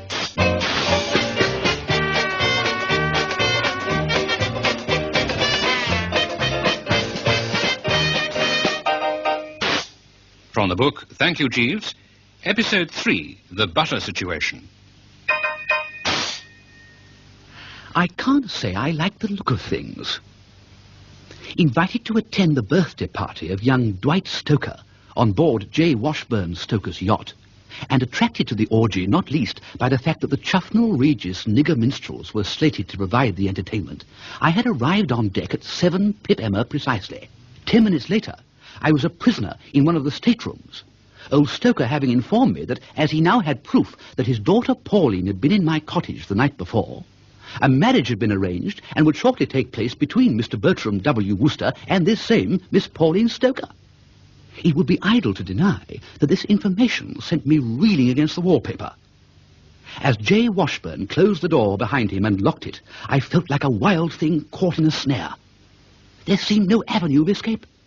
How long I remained sitting on the bed, picking feverishly at the coverlet, I could not say. An hour, perhaps, possibly 2. At any rate, I'd given up all hope and was about to emit yet another hollow G of despair when the door at last reopened and a respectful cough informed me that Jeeves, who was now in old Stoker's employment, was in my midst. Jeeves. Good evening, sir. Mr. Stoker instructed me to bring you some pajamas. It is not pajamas I need, Jeeves, but the wings of a dove. Are you abreast of the latest development? Yes, sir. My informant was Miss Stoker. She related to me an outline of the plans which Mr. Stoker had made. About our getting married, you mean? Precisely, sir. By Jove, Jeeves, an idea occurs to me. Things aren't quite as bad as I thought they were. No, sir? No, can't you see? It's all very well for old Stoker to talk, Glibly, sir? airily. Airily or glibly, sir, whichever you prefer. It's all very well for old Stoker to talk with airy glibness about marrying us off, but he can't do it, Jeeves. Miss Stoker will simply put her ears back and refuse to cooperate. Well, you can lead a horse to the altar, but you can't make it drink. Sir?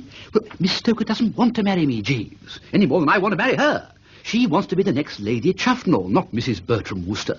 Well, I know she handed Chuffy the mitten last night, but deep down I'm convinced the old love persists and only needs a bit of corkscrew work to get it to the surface again. In my recent conversation with the young lady, sir, I did not receive the impression that she was antagonistic to the arrangements her father had outlined. What? No, sir. She seemed, if I may say so, resigned and defiant. She couldn't be both. Oh, yes, sir. Miss Stoker's attitude was partly one of listlessness, as if she felt nothing mattered now. But I gathered she was also influenced by the thought that in contracting a matrimonial alliance with you, she would be making, shall I say, a defiant gesture at his lordship. Well, scoring off him, you mean, in return for what he said last night when he caught her in my pyjamas? Precisely, sir. Oh, what a damn silly idea. The girl must be cuckoo. Feminine psychology is admittedly odd, sir. The poet Pope... Oh, never mind about the poet Pope, Jeeves. No, sir. There are times when one wants to hear all about the poet Pope and times when one doesn't. Very true, sir. The point is, I seem to be up against it. If that's the way she feels, nothing can save me. I'm a pipped man. Yes, sir. Unless... Unless? Well, I was wondering, sir, if on the whole it would not be best to obviate all unpleasantness and embarrassment by removing yourself from the yacht. What? Yacht, sir. I know you said yacht. I said what? Jeeves, it isn't like you to come in here at a crisis like this with straws in your hair and talk absolute drip. How the devil can I leave the yacht? The quayside is half a mile away. I can't swim that far. No, sir. Nevertheless, the matter could be readily arranged, if you are agreeable, sir. The only reason I hesitate to advance my scheme is that I fear you may not approve of the idea of covering your face with boot polish. Boot polish? Yes, sir. Time being of the essence, I think it would not be advisable to employ burnt cork. Burnt cork? Gee, you've been having a couple. Permit me to explain, sir. If you recall, Master Dwight Stoker's birthday party is at present in progress in the main saloon, the entertainment being provided by the Negroid musicians from Chuffnell Regis. The performance will be concluded shortly, sir, and after that the entertainers will leave the boat. You mean? Precisely, sir. I have a small tin of boot polish here. I brought it with me in anticipation of this move. It will be a simple task to apply it to your face and hands in such a manner as to create the illusion, should you encounter Mr. Stoker, that you were a member of this troupe. Jeeves. The suggestion I would make, sir, is that, if you are amenable to what I propose, we should wait until these black-faced persons have left for the shore. I could then inform the captain that one of them, a personal friend of mine, had lingered behind to talk with me and so had missed the motor launch. I have little doubt that he would accord me permission to row you ashore in one of the smaller boats. Jeeves, I've always known that, due to your fish diet, your brain is about as full of phosphorus as the human brain can jolly well stick. But this, well, it's a supreme effort, Jeeves. You stand alone. Thank you, sir. Others abide our question. Thou art free. I endeavour to give satisfaction, sir. You think it will work? Yes, sir. The scheme carries your personal guarantee? Yes, sir. And you say you have the stuff handy? Yes, sir. Then start smearing, Jeeves, and continue to smear till your trained senses tell you have smeared enough.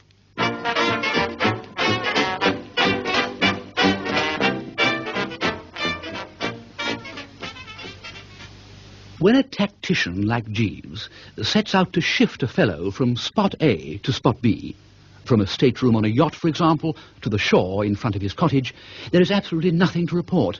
He just does it. No hitches, no difficulties, no fuss, no excitement. I mean, one just reaches for the nearest tin of boot polish, blacks one's face, strolls across the deck, saunters down the gangway, waves a genial farewell to such members of the crew as may be leaning over the side, spitting into the water, steps into a boat, and in about 10 minutes there one is, sniffing the cool night air on the mainland. A smooth bit of work. An exceedingly smooth bit of work, in fact, Jeeves, and a credit to you. Thank you, sir. Thank you, Jeeves. And now what? Sir... Are you smiling, Jeeves? Something tickling you? I beg your pardon, sir. I had not intended to betray amusement, but I could not help being a little entertained by your appearance. It is somewhat odd, sir. Most people would look somewhat odd with boot polish all over them, Jeeves. Yes, sir. Greta Garbo, to name but one. Yes, sir. Or Dean Ing. Very true, sir. Then spare me these personal comments, Jeeves, and reply to my question. I fear I have forgotten what it was you asked me, sir. My question was, and is, now what? You desire a suggestion respecting your next move, sir. I do. I would advise repairing to your cottage, sir, and cleansing your face and hands. So far, sound. Perhaps you might care to come with me. Very good, sir. And then? After which, if I might hazard the advice, sir, I think it would be well if you were to catch the next train to London. Again, sound. Once there, sir, I would advocate a visit to some continental resort, such as Paris or Berlin, or even perhaps as far afield as Italy. Or sunny Spain. Yes, sir, possibly Spain. Or even Egypt. You would find Egypt somewhat warm at this time of year, sir. Not half so warm as England if Pop Stoker re-establishes connection. Very true, sir. Oh, there's a lad, Jeeves. There's a tough citizen. There's a fellow who chews broken glass and drives nails into the back of his neck instead of using a collar stud. Mr. Stoker's personality is decidedly forceful, sir. Oh, bless my soul, Jeeves, I can remember the time when I thought Sir Roderick Glossop a man-eater. But he pales in comparison, positively pales. Which brings us to a consideration of your position. Do you intend to go back to the yacht and continue mingling with that gruesome bird? No, sir. I fancy Mr. Stoker would not receive me cordially. It will be readily apparent to a gentleman of his intelligence, when he discovers your flight, that I must have been instrumental in assisting you to leave the boat. I shall return to his lordship's employment, sir. Chuffy will be glad to get you back. It is very kind of you to say so, sir. Not at all, Jeeves. Anybody would be. If only... But no. You remain resolutely opposed to my banjolele, I take it? Yes, sir. Well, I thought you probably would. Otherwise, But no. You'd better return to Chuffy's retinue, Jeeves. I shall soldier on with Brinkley. Sir? Brinkley, Jeeves, my new man. Oh, yes, sir.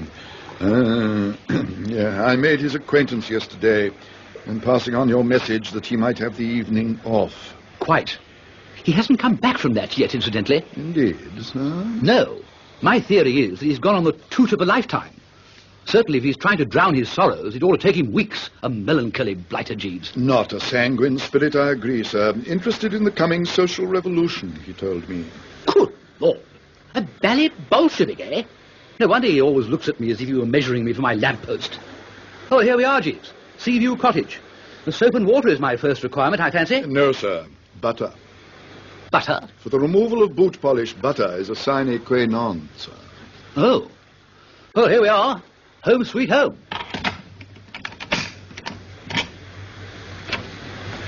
Golly, Jeeves, what's all this? I could not say, sir. But from this vantage point, it appears that a person is endeavouring to wrestle with your grandfather clock. Where? Let me see. Yes, it's all right. And the clock's getting the better of it. Jeeves, it's Brinkley. Moscow's pride. Stewed to the gills. I'm very much afraid so, sir. But the Bally 5-year planner is smashing up the Wooster home, Jeeves. I'm going in. But, sir... Come on, Jeeves. Hey, Brinkley!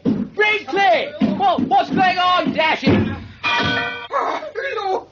Hello, it's a devil! It's a black devil! The black... No! All Brinkley! right, Brinkley, put that knife down! Put it down! Jeeves, quick, upstairs in my bedroom! A devil! A black devil! Yes! I'll get you! I'll get you, you black devil! Come back here! All of you! Here! Quick, Jeeves! Shove that chest of drawers against the door! Yes, sir. Oh, that was a close call, Jeeves. Indubitably, sir. Now what? Brinkley! Brinkley, stop that, you blighter!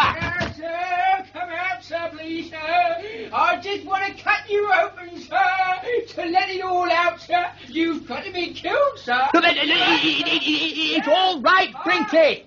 The man's a loony, Jeeves. Certainly somewhat unbalanced, sir. I mean, why does he keep calling me sir? Sounds so dash silly when he's threatening to dismember me. Yes, sir. Brinkley! Brinkley, stop it! It's all right, Brinkley. It will be if you come out, sir. I mean, I'm not the devil. Oh, yes, you are, sir. I'm not, I tell you. Oh, yes, you. I am Mr. Wooster. He's got Mr. Wooster in there. Help! Help! He's got Mr. Wooster in there. Now then, what's all that? Oh! Golly, Yes. What is all that? Golly, Jeeves, it's Police Sergeant Booles. We're safe. Yes, In sir. there. Well? Yes, the devil's in there, sir. You've murdered Mr. Wooster, sir. Oh, yes, and what are you doing with that noise? Oh, I caught it up to attack the devil, sir. Oh, yes, and what devil would that be? A black devil, sir. Black, eh? Yes, sir. He's in this room murdering Mr. Wooster. In this room? Yes, sir. Well, we can't have that sort of thing. No, sir. Here, you go downstairs, Brinkley. Yes, sir. Oi! Are you in there, Mr. Wooster? Now what, Jeeves? Open up. I would not advocate such a step, sir. I should imagine Sergeant Fools might wish to question you at some length concerning young Brinkley's behaviour, and possibly your own appearance, too. And such questioning would, in all probability, prevent your catching the next train to London. That's the thought, Jeeves. That's giving old Stoker enough time to notice my absence and come charging ashore to scoop me up again. Exactly, sir. Oi, come out of there! Come along, it's quite safe now. Then what, Jeeves? I would suggest tying 2 sheets together and dropping from the window, sir. Edge away, you mean? Yes, sir. Yes, Jeeves, I think you're right. Let's get knotting. You in there, what's going on? Hey, young Brinkley down there. Sir. Look at what you're doing with that oil lamp. You're upset at. Yes, sir. Hey, you'll set the house on fire. Oh, you young idiot. Come back. Fire, fire. Jeeves, it sounds to me as if Brinkley has set the cottage on fire. Most disturbing, sir. The sheets are almost ready, sir. We don't have time for sheets, Jeeves. Look, this place is like ballet tinder. Let's get out of this blazing pyre before we're cooked to a crisp. Oh, now follow me, Jeeves. Just let yourself drop, like the gentle dew upon the place beneath. Rain, sir. Whether rain or dew is immaterial, Jeeves. Come along, drop. Very good, sir. Now, let's get out of here. Quick, through the hole in the hedge. Yes, sir. Phew. Oh, now what, Jeeves? Look at the ballet place. It's really spitting on its hands and getting down to it now. The conflagration is certainly progressing rapidly, sir. Ah! My banjolele! Sir? My banjolele's in the sitting room. That is most unfortunate, sir. The sitting room would appear to have been virtually consumed by fire already. Yes, dash it. Oh, golly, Jeeves, this is a bit thick, isn't it? Undoubtedly so, sir. The blighted place will be a heap of ashes by the time the fire brigade arrives here. Yes, sir. Look, look! Sergeant Booles' house is caught light now. Oh, Lord. What are those sore things people find themselves in, Jeeves? Straits, sir. Then I am in the sorest straits. My banjolele has gone up in smoke. My other possessions are going the same way, and I've still got a black face. Where am I going to get butter from now? Might I suggest, sir... Yes, Jeeves, you have an idea? I was merely about to say, sir, that were we to proceed to Chuffnell Hall, I have no doubt that I would be able to procure butter for you there. Of course. Will I still be in time to catch the next train for the Metrop, do you think? I must get out of Chuffnell Regis tonight. When is it? 10:21, sir. Then we haven't a moment to lose, Jeeves. Lead on to Chuffnell Hall. Very good, sir.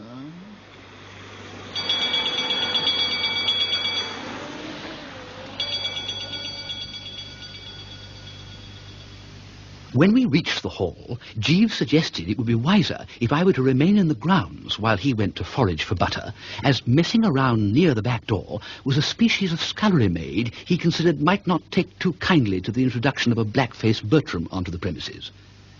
Accordingly, I came to roost in the rhododendron shrubbery and awaited the honest fellow's return. Nothing happened. 5 minutes passed. Then another 5. But Jeeves failed to reappear to any extent whatever.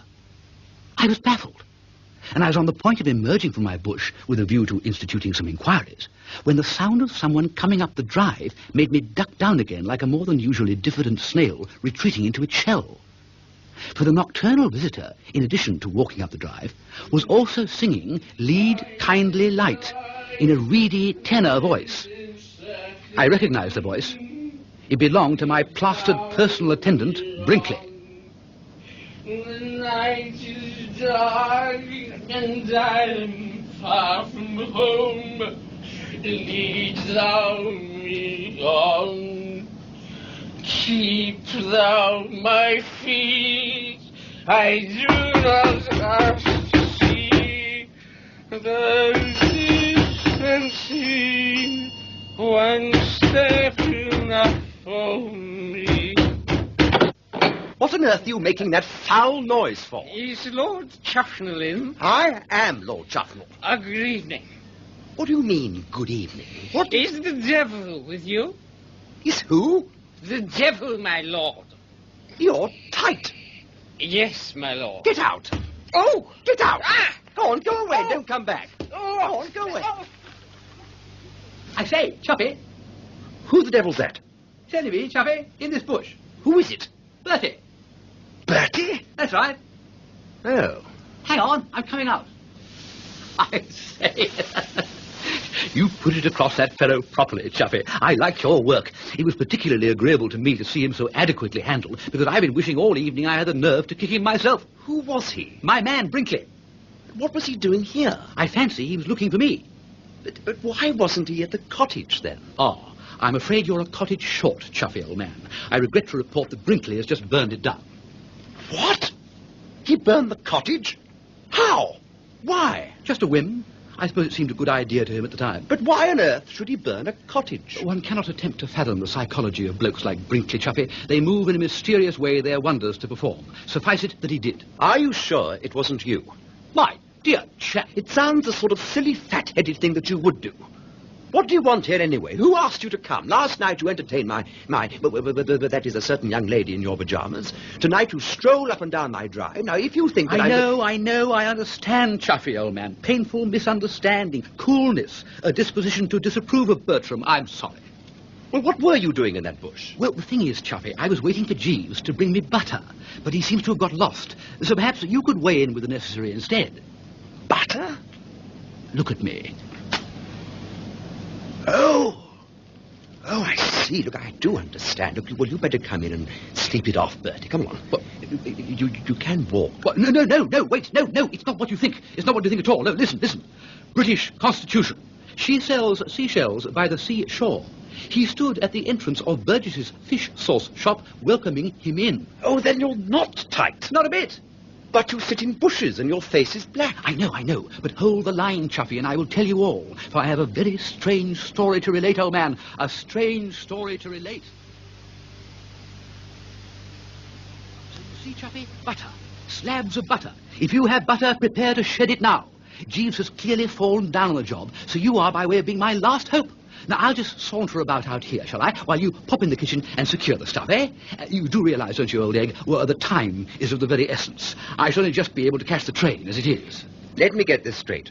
You want me to bring you butter, That's the idea. so that you can clean your face and go off on this train to London, Yes, thus escaping Mr. Stoker. that's right. It's amazing the way you followed it all, old thing. I don't suppose I know 6 fellows who would have grasped the plot with the same unerring accuracy. I've always thought highly of your intelligence, Chuffy, old man, very highly. I see. In other words, you wish me to help you back out of your honourable obligations. What? What? That's what I said. What? Good God, I didn't interrupt when you were telling me your degrading story because I wanted to get it quite clear. Now perhaps you let me say a word. Oh, rather. You want to catch trains to London, do you? I see. Well, I don't know what you think of yourself, Wooster, but if you would care to know how your conduct strikes a perfectly unprejudiced outsider, I don't mind informing you that in my opinion you are behaving like a hound, a skunk, a worm, a tick, and a warthog. Me? Good gosh! This beautiful girl loves you. Her father very decently consents to an early wedding, and instead of being delighted and pleased and tickled as anybody else would be, you are planning to edge away. But, Chuffy! I repeat, to edge away. You are brutally and callously scheming to oil out, leaving this lovely girl to break her heart, deserted, abandoned, flung aside like a, I shall forget my own name next, like a soiled glove. But, Chuffy! Don't try to deny it. But, dash it isn't as if she were in love with me. Huh? Isn't she so infatuated with you that she swims ashore from yachts to visit you in your cottage? She loves you. Ha! She does, I tell you. It was you she swam ashore last night to see. She was only staying in my cottage until she could get a change of clothing. And she only took on this binge of marrying me to score off you because you doubted her. Ha! So take the sensible viewpoint, old man, and bring me butter. Ha! I wish you wouldn't keep saying ha. It doesn't advance the issue, and it sounds rotten. I must have butter, Chuffy. If it be only a small pat, bring it out. Wooster speaking, old man. The chap you were at school with, the fellow you've known since he was so high. I will tell you exactly how I feel about all this, Bertie. I won't pretend that I don't love this girl. Even after what has happened, I still love her. I shall always love her. I loved her from the very first moment we met. It was at the Savoy Grill, I remember. And I knew right from the start that I had found the only girl in the world for me. Not having the foggiest that she was really crazy about you all the time. She isn't. But now I realize it and know, of course, that I can never win her for myself. But I can do this, Bertie. Having this great love for her, I can see to it that she is not robbed of her happiness. If she is happy, that is all that matters. For some reason, her heart is set on being your wife. Why, one cannot say, and we need not go into it. But for some unaccountable reason, she wants you, and she shall jolly well get you. Funny that you should have come to me, of all people, to help you shatter her girlish dreams and rob her of her sweet, childlike trust in the goodness of human nature. You think I will sit in with you on this foul project? My left foot I will. You get no butter from me, my lad. You will remain exactly as you are, and after thinking it over, I have no doubt that you will find your better self pointing the way, and that you will go back to the yacht, prepared to fulfill your obligations like an English gentleman. But, Chuffy! And if you wish, I will be your best man. Agony, of course, but I will do it if you want me to. Butter, Chuffy! No butter, Wooster. You are better without it. And flinging aside my hand, like a soiled glove, he stalked past me into the night. I tried to call him back, but nothing came through except a rather unpleasant whistling sound. Not quite so loud as the row your radio makes when you twiddle the twiddler a bit too hard, but in other respects closely resembling it. The faculties seemed numbed, if you know what I mean, as if somebody had walloped the old soul unexpectedly with a sandbag. Rooted to the S about sums it up. And then suddenly I came to life with a jerk. The most abominable uproar was proceeding from the house. Chuffy's pestilential young cousin Seabury appeared to be contributing most of it. He was yelling his bally head off. From time to time one caught the fainter yet penetrating note of his mother, the Dowager Lady Chuffnell, and blending in with this, the unmistakable baritone woofle of Sir Roderick Glossop.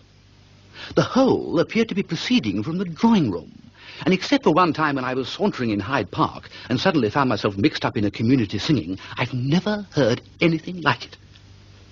It couldn't have been very long after this when the front door was suddenly flung open and somebody came stumping out, clearly fed to the eye-teeth. There was just a moment when the light from the hall shone upon this sudden exeter, enabling me to recognize him. It was this same Sir R. Glossop, and his face was as black as the ace of spades. I could make nothing of it. Dash peculiar was my verdict. And so rummy did it seem that, believe it or believe it not, when a few minutes later Jeeves at last filtered out, my first question to him was not why he had been such a dickens of a time procuring the stearic matter, but what exactly was going on. Jeeves, I've just seen Sir Roderick Glossop looking like the chocolate-coloured coon. What in the name of everything bloodsome is happening? Yes, sir. Sir Roderick assumed that disguise in order to entertain Master Seabury. Entertain Seabury? What the devil for? You couldn't possibly explain, could you, Jeeves? Certainly, sir. I derived my information from the servants' hall, where conversation is rife on the subject. I'm not surprised. No, sir. It appears that earlier this evening, sir, Master Seabury was a little fractious on account of having missed the Negro entertainment at the celebration to mark the anniversary of the birthday of Master Dwight Stoker. Dwight's birthday party, you mean? Precisely, sir. Well, serve the silly little geezer right, Jeeves. If he wanted to go, he shouldn't have started a scrap with Dwight yesterday. Just so, sir. And to attempt to touch your host for 1 and 6pence protection money on the eve of his birthday party is the act of a fathead. Very true, sir. It appears further, sir, that the Dowager Lady Chuffnell was keen that some alternative entertainment be provided for the little fellow, and Sir Roderick Glossop was induced to offer his services. You mean sing? Yes, sir. I believe Sir Roderick has a pleasing baritone voice, and as a younger man, in the days when he was a medical student, sir, was often accustomed to render songs at smoking concerts and similar entertainments. Golly. Well, I would never have thought it of that old blister. I agree that one would scarcely suspect such a thing from his bearing nowadays, sir. Tempora mutanta, nocet mutamer in illis. No doubt. And he was persuaded to black up as well. Yes, sir. It was her ladyship's view that something in the nature of a negroid performance was indispensable. Master Seabury, when in his present frame of mind, is always extremely exigent. And old Glossop just right-hoed without a murmur. Sir Roderick is very amenable at the moment, you must remember, to any suggestion emanating from her ladyship. You mean he's in love? Yes, sir. And love conquers all? Yes, sir. But even so, If you were in love, Jeeves, would you black up to entertain the son of the adored object? No, sir, but we are not all constituted alike. True. Sir Roderick did endeavour to protest, but her ladyship overruled his objections on the grounds that his acquiescence would go a long way towards healing the breach between Master Seabury and himself. Breach? Yes, sir. I happen to know that the young gentleman had been unsuccessful in his endeavour to extract protection money from Sir Roderick, and was resenting the fact keenly.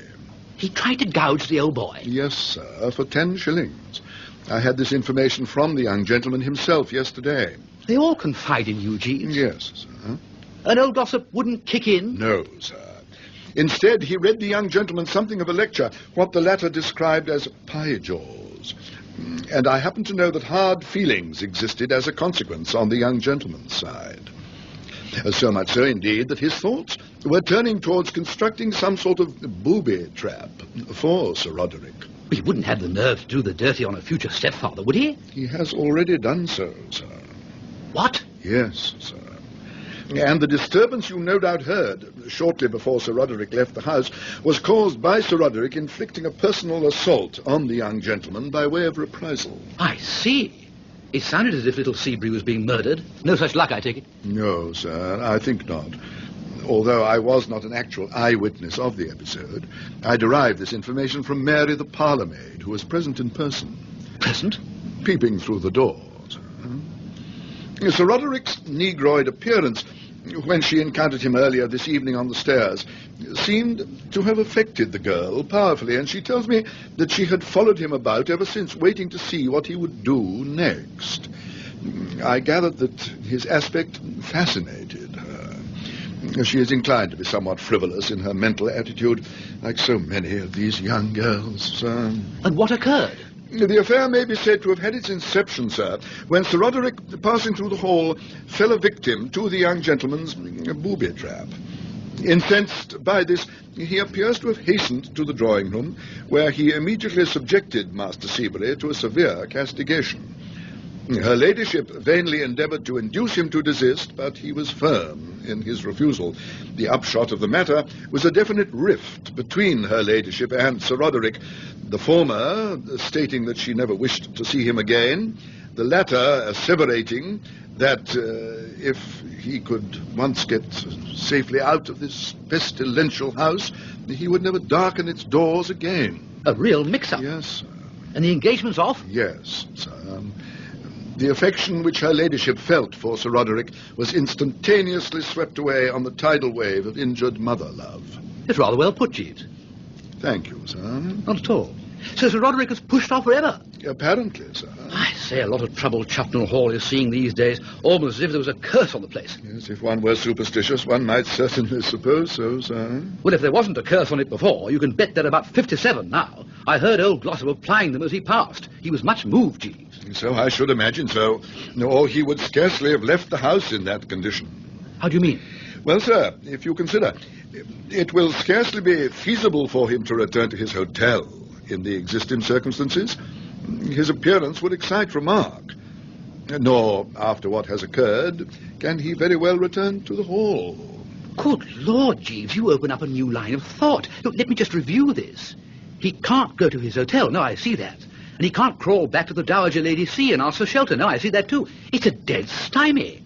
I can't imagine what on earth he'll do. It is something of a problem, sir. Yes.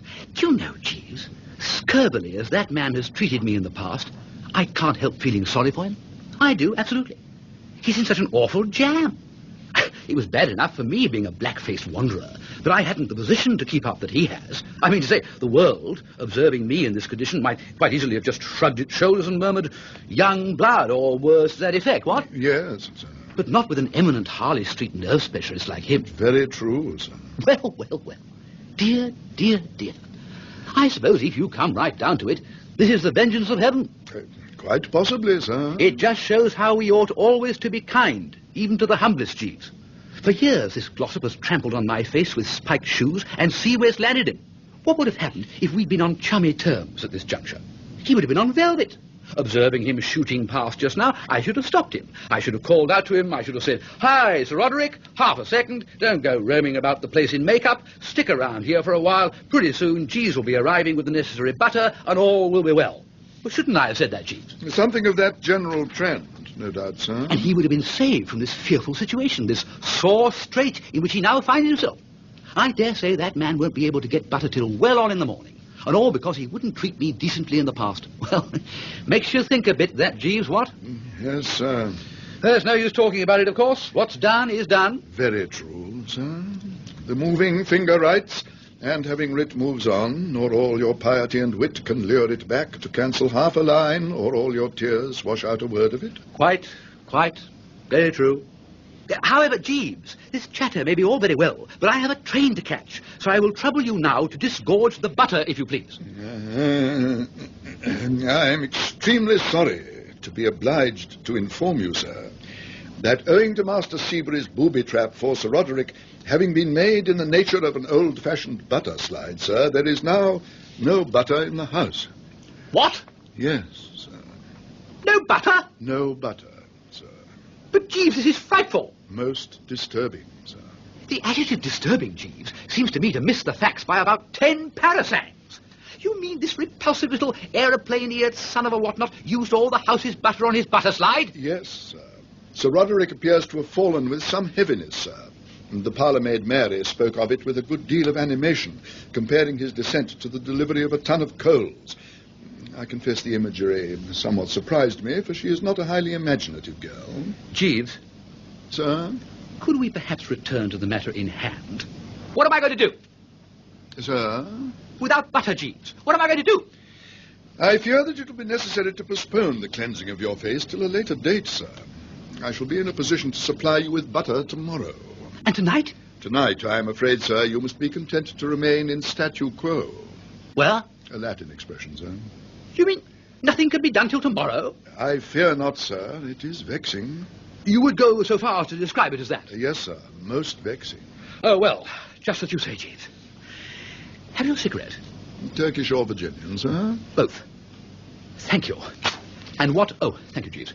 What do I do in the meantime? As you have had a somewhat trying evening, I think it would be best, sir, if you were to get a good sleep. Where?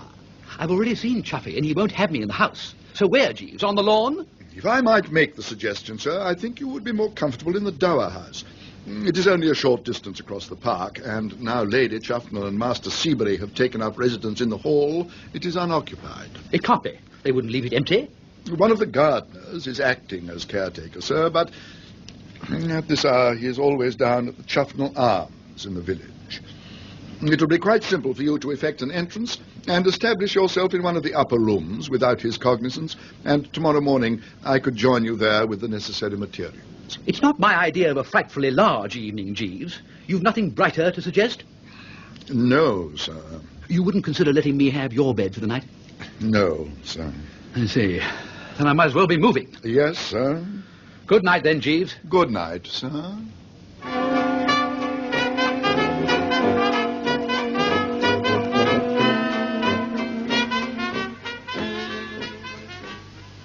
As I walked to the Dower House, I found my thoughts turning once again towards Sir Roderick Glossop with something which came pretty near to being a spirit of kindliness. Well, you know how it is. You go along for years looking on a fellow as a blister and a menace to the public weal, and then one day you suddenly hear of some decent thing he's done, and it makes you feel there must be good in the chap after all. It was so in the matter of this Glossop. Well, nobody, I reasoned, who could slosh young Seabury like that could be altogether bad. There must be fine metal somewhere among the dross. And I was just toying with the idea of inviting the old boy to lunch sometime, when this was all over, when I found that I'd arrived at the outskirts of the Dower House. This bin, or depository for the widows of deceased Lords Chuffnell, was a medium-sized sort of shack, standing in what advertisements describe as spacious and commodious grounds. Tonight, being empty, it should have been quiet as the tomb. But it wasn't. From within was coming the spine-chilling sound of somebody singing "Lead, Kindly Light." And then suddenly, as I approached, the singing stopped, and Brinkley's voice spoke 3 words that froze the gizzard. It's the devil! Oh, good Lord! It's the black devil come back! Come back here. Yes. I want to kill you. Come here. Oh, golly, what the blazes is he up to? I want to get at you. Come back. Well, I'm dashed. It's Sir Roderick. Sir Roderick! What ho, what ho? What? What? It's all right. Only B, Wooster. Oh, Mr. Wooster. Absolutely. Good God. No doubt you are wondering, Mr. Wooster, what is the explanation of all this? Not a bit, not a bit. I know all. I am abreast of the whole situation. I heard what had happened at the hall, and directly I saw you shoot out of that door, I knew what must have occurred here. You were planning to spend the night in the Dower House, weren't you? I was. If you have really been apprised of what took place at Chuffnell Hall, Mr. Wooster, you are aware that I am in the unfortunate position of... Being blacked out? I know. So am I. You? Yes. It's a long story, and I couldn't tell you anyway because it's by way of being secret history. But you can take it from me, we are both in the same fix. But this is astonishing. Quite. You can't go back to your hotel, and I can't get up to London till we have taken the makeup off. Good God. Yeah. It seems to bring us very close together, what? Mr. Wooster, we have had our differences in the past. The fault may have been mine, I cannot say, but in this crisis we must forget them and... Stick together? Precisely. Yeah. Now, that house, Mr. Wooster, the Dower House, is, I speak in all seriousness, an inferno. Quite. I am not simply alluding to the presence on the premises of what appeared to me to be a dangerous lunatic. I mean that the whole place is congested with living organisms. Mice, Mr. Wooster, and small dogs, and I think I saw a monkey. Eh? I remember now that Lady Chuffnell informed me that her son had started to maintain an establishment of these creatures. But at the moment it had slipped my mind, and the experience came upon me without warning or preparation. Of course, yes, Seabury breeds things. I remember him telling me.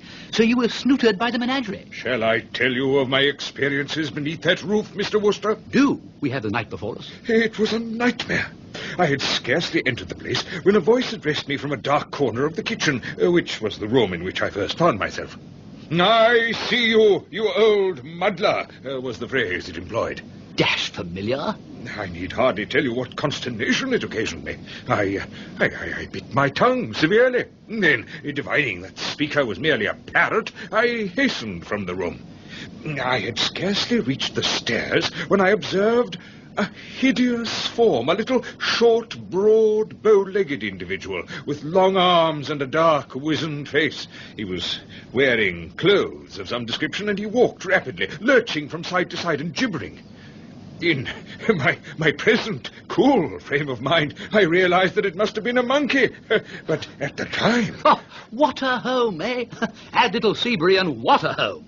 How about the mice? They came later. But allow me, if you will, to adhere to the chronological sequence of my misadventures, or I shall be unable to relate the story coherently. The room in which I next found myself appeared to be completely filled with small dogs, and they pounced upon me, snuffling and biting at me. I escaped and entered another room. Here, at last, I was saying to myself, even in this sinister and ill-omened house, there must be peace. Mr. Wooster, I had hardly framed the thought when something ran up my right trouser leg. I sprang to one side, and in so doing, upset what appeared to be a box or cage of some kind. I found myself in a sea of mice. Oh, and I detest the creatures. I endeavored to brush them off, and they clung the more. Eventually, Mr. Wooster, I quite simply fled from the room. And I had scarcely reached the stairs again when this lunatic appeared and attacked me. He pursued me up and down the stairs. I give you my word. Oh, quite. We all go through it. I had the same experience. You? Rather. He nearly got me with a carving knife. As far as I could discern, the weapon he carried was more of the order of a chopper. He varies. Now the carving knife, anon the chopper. Versatile chap. It's the artistic temperament, I suppose. But you speak as if you know this man. I do more than know him. I employ him. He's my valet. Your valet? Fellow named Brinkley. He won't be my valet long, mind you, if he ever simmers down sufficiently for me to get near enough to sack him. Ironical, that, when you come to think of it, eh? I mean, do you realize that I'm giving this chap a salary all this time? I mean, in other words, he's actually being paid to chiver me about with carving knives. If that's not life, what is? I see. You've had quite a night, haven't you? Oh, a truly terrible night, Mr. Wooster. I shall not readily recover a normal tranquility of mind. Oh, my pulse is still high, and I do not like the way my heart is beating. However, by a merciful good fortune, all has ended well. You will be able to give me the shelter I so sorely need in your cottage. And there, with the assistance of a little soap and water, I shall be able to wash off this distasteful blacking. You can't get that stuff off with soap and water. You have to have butter. Oh, the point strikes me as the material. You can provide butter, no doubt? Sorry, no butter. There must be butter in your cottage. There isn't. There isn't a cottage. I cannot understand you. It's burned down. What? Yes, Brinkley did it. Good God. A nuisance in many ways, I must confess. But be of good cheer. We may not be so well off for cottages, but the butter situation, I'm happy to say, is reasonably bright. We can't get any tonight, but it cometh in the morning, so to speak. Jeeves is going to bring me some as soon as the dairyman delivers. But I cannot remain in this condition till morning. Only course to pursue, I'm afraid. Mr. Wooster, this cottage of yours, had it a garage? Oh, yes. Was that burned down also? No, I fancy it escaped the Holocaust. It was well away from the scene of conflagration. Is there petrol in it? Oh, yes, lots of petrol. Why, then, all is well. I am convinced that petrol will prove a cleansing agent equally as efficacious as butter. Oh, but dash it, I say, you can't go to my garage. Why not, pray? Yeah, you could if you like, I suppose. Not me, though. For reasons which I am not prepared to divulge. I propose to spend the rest of the night in the summer house on the main lawn of the hall. You will not accompany me? Sorry, no. Then good night, Mr. Wooster. I will not keep you any longer from your rest. I am greatly obliged to you for the assistance you have accorded me in a trying situation. We must see more of one another. Let us lunch together one of these days. How do I obtain access to this garage of yours? You have to bust a window. I will do so. Good night, then, Mr. Wooster. Good night. I say, keep an eye open for wolves. Wolves? Wolves? What are wolves? Oh, nothing. Nothing. Good night.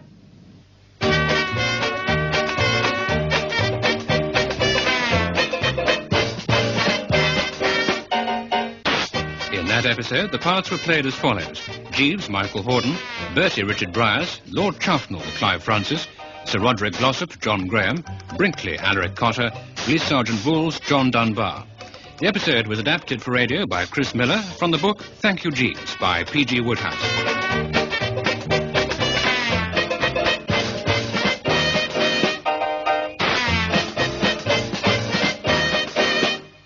The programme was produced by Peter Titheridge.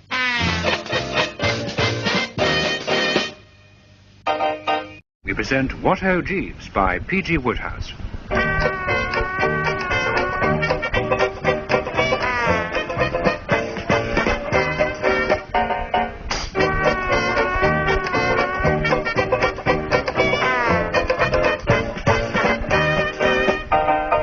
Starring Michael Horden as Jeeves, Richard Bryars as Bertie Wooster, and Clive Francis as Lord Chuffnell.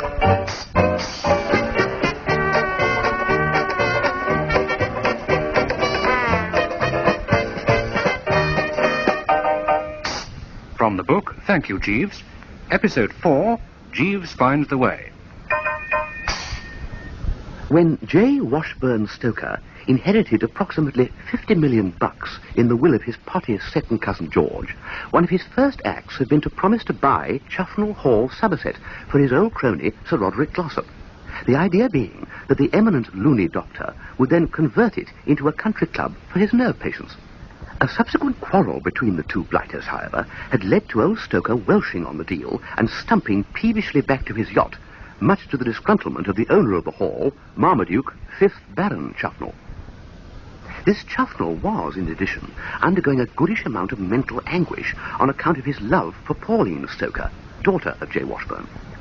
Finding her late one night roosting in my cottage and fat-headedly misinterpreting her motives, he had exploded like a paper bag. And she, understandably as sore as a gunboy at his lack of faith in her, had immediately handed him his hat. Old Pop Stoker, meanwhile, also hearing of Pauline's visit to the Wooster home, had invited me to his yacht, and there clapped me in irons to await a fate worse than death, viz., marriage.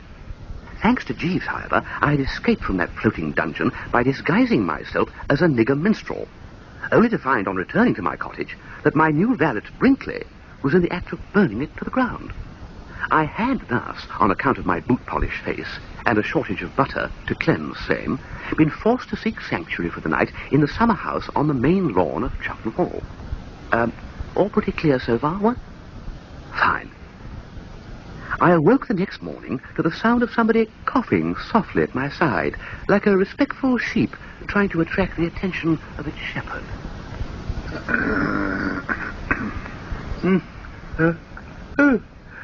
Oh, Jeeves. Good morning, sir. I was not expecting to see you here. I had supposed that the arrangement was that we should meet across the park at the Dower House. Jeeves, one brief word about the Dower House, and then I should like the subject shelved indefinitely. I know that when you suggested I spent the night there, your motives were pure to the last drop. But the fact remains that you were dispatching me to a nasty salient. Do you know who was lurking in that house of fear? Brinkley. Still as tight as an owl, and this time wielding a chopper. I'm very sorry to hear that, sir. But that's not all, Jeeves. Do you know who else was there? Sir Roderick Glossop. Indeed, sir. Yes. You remember we were wondering last night where he would find refuge after his row with the Dowager Lady Chapel? Yes, sir. Certainly Sir Roderick's kindly gesture in blackening his face in order to entertain Master Seabury had placed the gentleman in an embarrassing position. His negroid appearance undoubtedly militated against his returning to his hotel. Quite. Well, he decided to try the Dower House, too.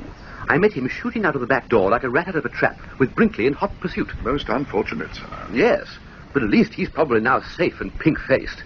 He went to my garage shortly afterwards to get petrol. Was he correct in supposing that would clean him as well as butter? Yes, sir. Then I should think he's on his way to London by now, if not actually in the metropolis. Her ladyship will, I am sure, be much relieved, sir. She was inquiring about Sir Roderick's whereabouts this morning, and I definitely received the impression that she regretted last night's falling out. You mean she loves him still and wishes to extend the amende honorable? Or olive branch? Yes, sir. So at least I divined from her demeanour. I was left with the impression that all the old love and esteem were in operation once more. I'm very glad to hear it, for I must tell you, Jeeves, that since we last got together, I've completely changed my mind about the above Glossop. I see now that there is much good in him. In the silent watches of the night, we formed, what you wouldn't be far out in describing, as a beautiful friendship. We discovered each other's hidden merits, and he left showering invitations to lunch. Indeed, sir. Absolutely. From now on, there will always be a knife and fork for Bertram at the Glossop lair, and the same for Roddy, Shea Bertram. Very gratifying, sir. Most. So if you're chatting with Lady Chapel in the near future, you can tell her that the match has my full approval and sanction. I'm very pleased to hear it, sir. But all this, Jeeves, if I may strike the practical note, is beside the point. The main issue is that I'm still as black as the ace of spades and sorely require butter. Can you procure some for me eftsoons or right speedily? Certainly, sir. But may I ask, sir, why you did not accompany Sir Roderick to your garage last night in search of petrol? You may, Jeeves, because it's plumb spang in the Vooles-Dobson belt, that's why. Sir? The area most frequently infested by Sergeant Vooles and Constable Dobson, Jeeves. You remember my telling you how those two blisters hounded me from garage to potting shed the night I was forced by Miss Stoker's presence in my bed to sleep out? Well, I couldn't face being detained and questioned by them again, Jeeves. My morale has been shattered. I quite understand, sir. And now, Jeeves, if you don't mind, butter. You're very good, sir. Mr. Stoker is approaching across the lawn, sir. What? J. Washburn Stoker? Exactly, sir. What the blazes is he doing here? That man must have the crust of a rhinoceros. He and Chuffy aren't on speaking terms. No, sir. Possibly the gentleman has come to look for you, sir. He is approaching in this direction. What? Hey, you! Oh, golly. Where can I hide, Jeeves? Quick. The corner behind those deck chairs recommends itself, sir. Righto. Hey, you, Jeeves! You come here, you. Good morning, sir. So, you're here, are you? Yes. I came to look for Mr. Wooster. Never reckoned I'd run into you. But listen, do you know what I've got a mind to do to you? No, sir. Break your damn neck! Indeed, sir. Yes! A little extreme, sir, surely? I can appreciate that the fact that I decided somewhat abruptly, I admit, to leave your employment and return to that of his lordship might occasion displeasure on your part. You know what I'm talking about. Are you going to deny that it was you who smuggled that guy Wooster off of my yacht? No, sir. I admit I was instrumental in restoring his liberty to Mr. Wooster. In the course of a conversation I had with him, Mr. Wooster informed me that he was being detained on the vessel Ultra Varies, and acting in your best interests, I released him. At that time, you will recall, sir, I was in your employment, and I felt it my duty to save you from what might have been an extremely serious contretemps. Look, are you crazy or am I? Sir? Save me from a Contretemps? Yeah. Yes, sir. I cannot make the assertion with authority. I am not certain to what extent the fact that Mr. Wooster came on board the yacht of his own volition would weigh with a jury. Jury? But his detention on the vessel, despite his expressed desire to leave, would, I'm inclined to imagine, constitute an act of kidnapping, the penalties for which, as you are no doubt aware, sir, are very severe. But say, now listen, England is an extremely law-abiding country, sir, and offences which might pass unnoticed in your own land are prosecuted here with the greatest vigour. My knowledge of legal minutiae is, I regret to say, slight, so I cannot asseverate with perfect confidence that this detention of Mr. Wooster would have ranked as an act in contravention of the criminal code, and, as such, liable to punishment with penal servitude. What? But undoubtedly, had I not intervened, the young gentleman would have been in a position to bring a civil action and mulct you in very substantial damages. So, acting, as I say, in your best interests, sir, I released Mr. Wooster. Thanks. Not at all, sir. Oh, thank you very much. I did what I considered the only thing that could avert a most disagreeable contingency. Well, dashed good of you, Look, I've got to think about this. Yes. I hadn't looked at it that way before. Perhaps I ought to have a talk with Mr. Wooster right away. Yes, sir. You don't happen to know where he is, do you? I rather fancy it was Mr. Wooster's intention to pass the night in the Dower House, sir. The Dower House. Oh, that's that place across the park. Yes, sir. I'll take a walk over there now, I think. Very good, sir. And thank you, Jeeves. Not at all, sir. Mr. Stoker has departed, sir. Jeeves, I wouldn't have believed it possible. That human wildcat reduced to a domestic pet in less than 5 minutes. There is none like you, Jeeves, none. It is extremely kind of you to say so, sir. Your father wasn't a snake charmer, was he? No, sir. Oh, it just crossed my mind. I say, what do you think will happen when old Stoker gets to the Dower House? We can only conjecture, sir. My fear is that Brinkley may have slept it off by now. There is that possibility, sir. Still, he should have the hangover of a lifetime, so he might not take too kindly to someone banging on the door knocker, and he still has that chopper. We must hope for the best. Yes, sir. And now, Jeeves, once again, butter. Can you get some? It is imperative that... Oh, my sainted aunt. Is that Pauline Stoker now? Yes, sir. The young lady has just emerged from his lordship's study. Oh, dash it, what's she doing here? Is this old home week for Stokers? They seem to be overrunning Chufnell Hall like mice. Yes, sir. Well, I suppose it's once more into the lower depths for Bertram. Yes, sir. Good morning, Jeeves. Good morning, miss. Have you seen Lord Chufnell this morning? I was expecting to find him in his study. He should be down any moment, miss. His breakfast tray had, I noticed, been delivered. I thought I smelt something as I came through. What's he having? Kippered herrings, miss. They smelt good. I haven't had any breakfast yet, Jeeves. No, miss. No. Father yanked me out of bed and had me halfway here before I was properly awake. He's all worked up, Jeeves. Yes, miss. I have just been having a conversation with Mr. Stoker. He did appear somewhat overwrought. All the way here, he was talking about what he was going to do if he ever found you again. And now you tell me he did find you. What happened? Did he eat you? No, miss. Probably on a diet. Do you know where he is now? Mr. Stoker left a moment ago with the intention of visiting the Dower House, miss. I think he hopes to find Mr. Wooster there. Somebody ought to warn that poor sap. You need experience no anxiety for Mr. Wooster, miss. He is not at the Dower House. Well, where is he? Elsewhere? Not that I care where he is. Incidentally, do you remember me telling you last night, Jeeves, that I was thinking of becoming Mrs. Bertram W. in order to score off Lord Chufnell? Yes, miss. Well, I'm not. So you needn't save up for that fish slice after all. I've changed my mind. I'm glad to hear that, miss. I doubt whether the union would have been a successful one. Mr. Wooster is an agreeable young gentleman, but I would describe him as essentially one of nature's bachelors. I agree.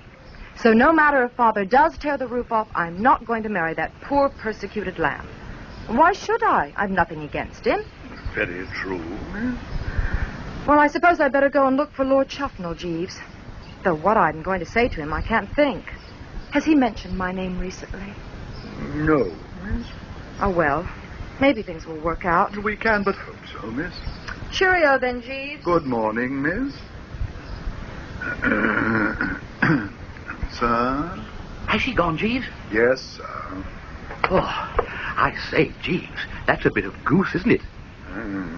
Sir? That Miss Stoker's changed her mind about shoving on the old bridal veil and stepping up the aisle at my side. Oh, yes, sir. Now, all we've got to do is to stage manage a reconciliation with Chuffy, and everything will be boomster-daisy once again. You haven't any ideas on that front, have you? Not at present, sir.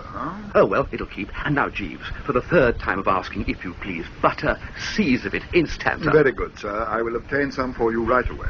Thank you, Jeeves. Not at all, sir. As I waited for Jeeves to return with a quarter of a pound or so of dairy produce, I found my thoughts turning more and more towards the subject of breakfast.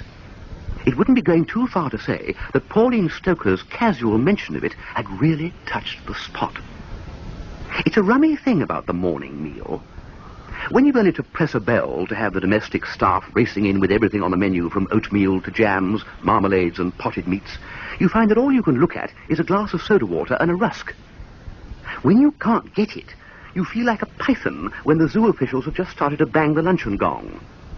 And I can give no better indication of the extraordinary way the old Tum had suddenly come out of its trance than by mentioning that there was a young fowl of sorts, not far away, engaged in getting outside a large pink worm, and I could willingly have joined it at the board. In fact, at this juncture, I think I would have taken potluck with a buzzard. Happily, however, such extreme measures were unnecessary. For only 50 yards away, under a metal cover, sat a plate, bulging, if Jeeves's word was to be credited, with kippers. That plate seemed to beckon to me. A moment later, I was speeding on my way across the lawn. I passed through the French windows at some 40 mph and was on the point of snaffling the works and making a slippy exit when I realized to my horror that Pauline Stoker had beaten me to it. For a moment, we looked at each other with a wild surmise, silent upon a ground floor back in Chufnell Regis. And then one of the most devastating yowls of terror I've ever heard in my puff ripped through the air. It coincided with the opening of the door and the appearance on the threshold of the 5th Baron Chufnell. And the next moment he had dashed at her and gathered her in his arms, and she had dashed at him and been gathered. They couldn't have done it more neatly if they'd been rehearsing for weeks. Ah! What is it? It's all right, Angel. What's the matter, sweetheart? Tell me, precious. Did you see something, Kent? Hello, Chuffy. Nice day. Bertie. Bertie, you great goof. Well, what's the idea of scaring people stiff like that? Bertie, you really are, without exception, the most completely dribbling lunatic that was ever at large. I regret, Chufnell, that I startled this young fathead, but I can't see how I could be expected to know she would be in here. Besides, talking of lunatics, don't forget 2 days ago you gave this lovely girl the bird for no good reason at all, and if that is an example of grade A goofiness, I don't know what is. That's true. That is true. I'm sorry, Angel. I did behave stupidly. Oh, that's all right, darling. It was all my fault, precious. It was mine too, sweetness. Please. You were saying, Wooster? Nothing. I thought you made a remark. Oh, no. Good. You better not. Chuffy, old man, we must not allow ourselves to brawl. This is the moment for the genial eye and the affable smile. No one could be more delighted than myself that you and this old friend of mine have buried the dead past and started all square together. I may look on myself as an old friend, may I not, Pauline? Well, I should hope so, you poor dither. Why, I knew you before I ever met Marmaduke. Oh, yes, Chuffy. This Marmaduke business. I want to take that up with you sometime. Fancy you keeping that dark all these years. There's nothing wrong. In being christened Marmaduke, is that? Nothing wrong, no, nothing wrong at all, no. But we shall have a good laugh about it at the drones. Bertie, if you breathe a word of it to those blighters at the drones, I'll track you to the end of the earth and strangle you with my bare hands. Well, we must see. No. But as I was saying, I'm delighted that this reconciliation has taken place. There are few more charming girls than this P. Stoker, and you're lucky to have won her, old man, in spite of the fact that she is handicapped by possessing a father who bears a striking resemblance to something out of the Book of Revelations.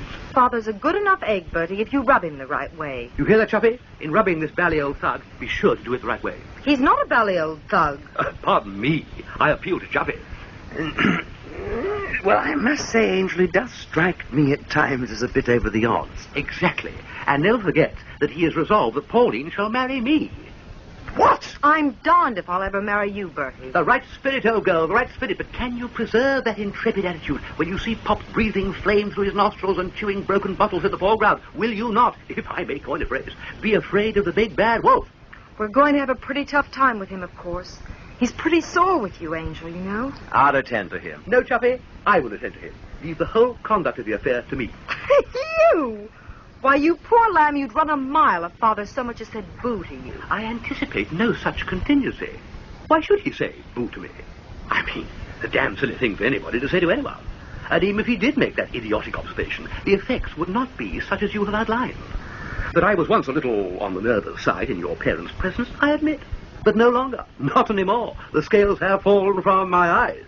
Recently I have seen him in the space of something under 3 minutes, reduced by Jeeves from a howling blizzard to a gentle breeze, and the spell is broken. When he comes, you may leave him to me with every confidence. I shan't be rough with him, but I shall be firm.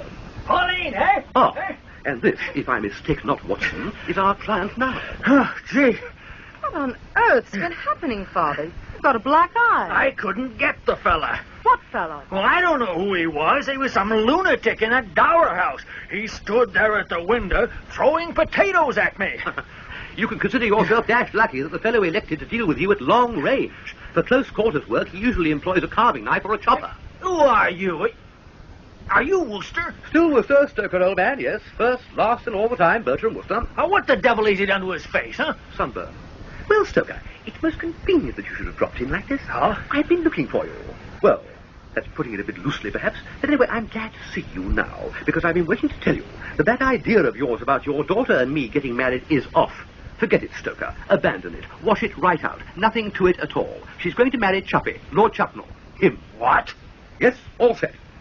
Is this true, Pauline? Yes, Father. Huh? You intend to marry a man who calls your father a pop-eyed old swindler, do you? Did you call him a pop-eyed old swindler, Marmaduke?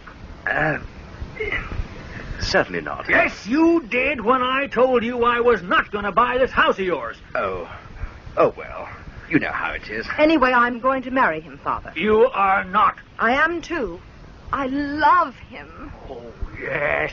Well, only yesterday you were in love with this damned sooty-faced imbecile here. Stoker, you forget yourself strangely. I must ask you to preserve the decencies of debate.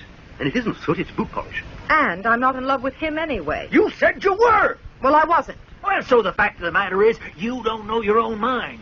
Well, I'm going to make it up for you. I'm not going to marry Bertie, Father, whatever you say. Well, you're certainly not going to marry a fortune-hunting English lord. What do you mean, a fortune-hunting English lord? I mean what I say, sir.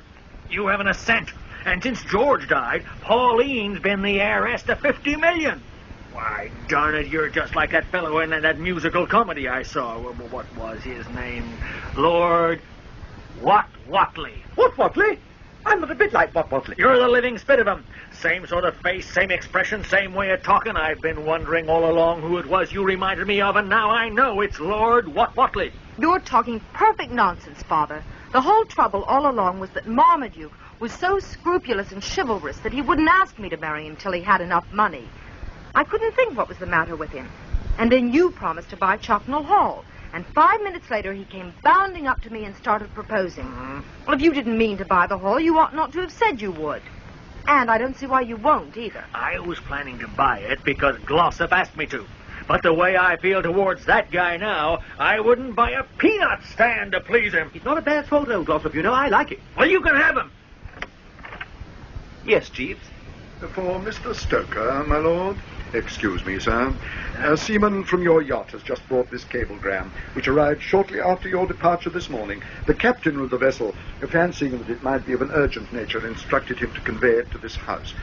I took it from him at the back door and hastened hither with it in order to deliver it to you personally. What do you mean is there's a cable for me? Yes. Then why not say so, damn it, instead of making a song about it? You think you're in an opera or something? Gimme! Sir? That Glossop gets nothing out of me. Of course, if he cares to come to me and apologize, I may possibly... Oh, boy. What's the matter, Father? It's happened. What's happened? What? I'll tell you what. The family's contesting old George's will. You don't mean that. I do mean that. They're trying to make out he was loco. There, you read it for yourself. Oh. But if this goes through, bang goes our $50 million. Of course it does. We shan't have a cent, hardly. Hey, say that again, Angel.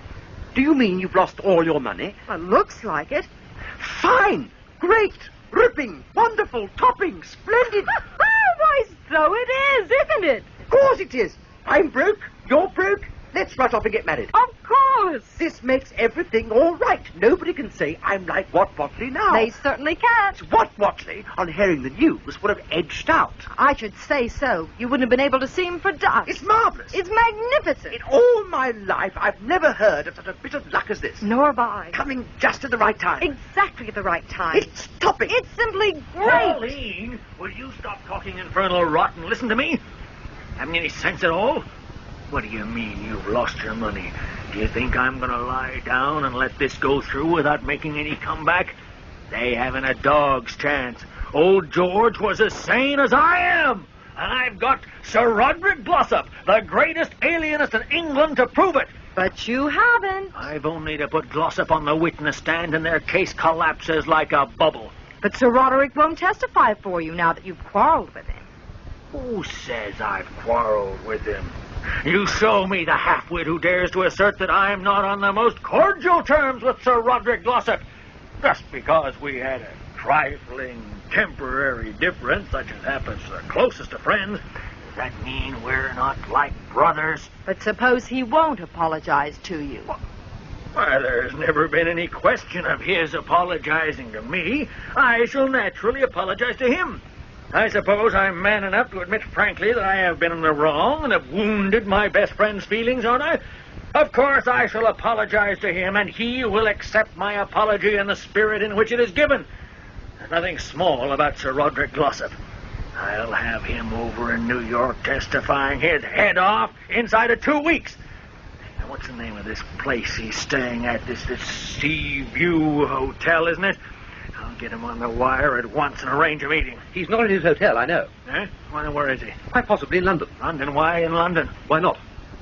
Well, what's his address in London? I don't know. Well, don't any of you know? I don't. I don't. A lot of use you are to a man.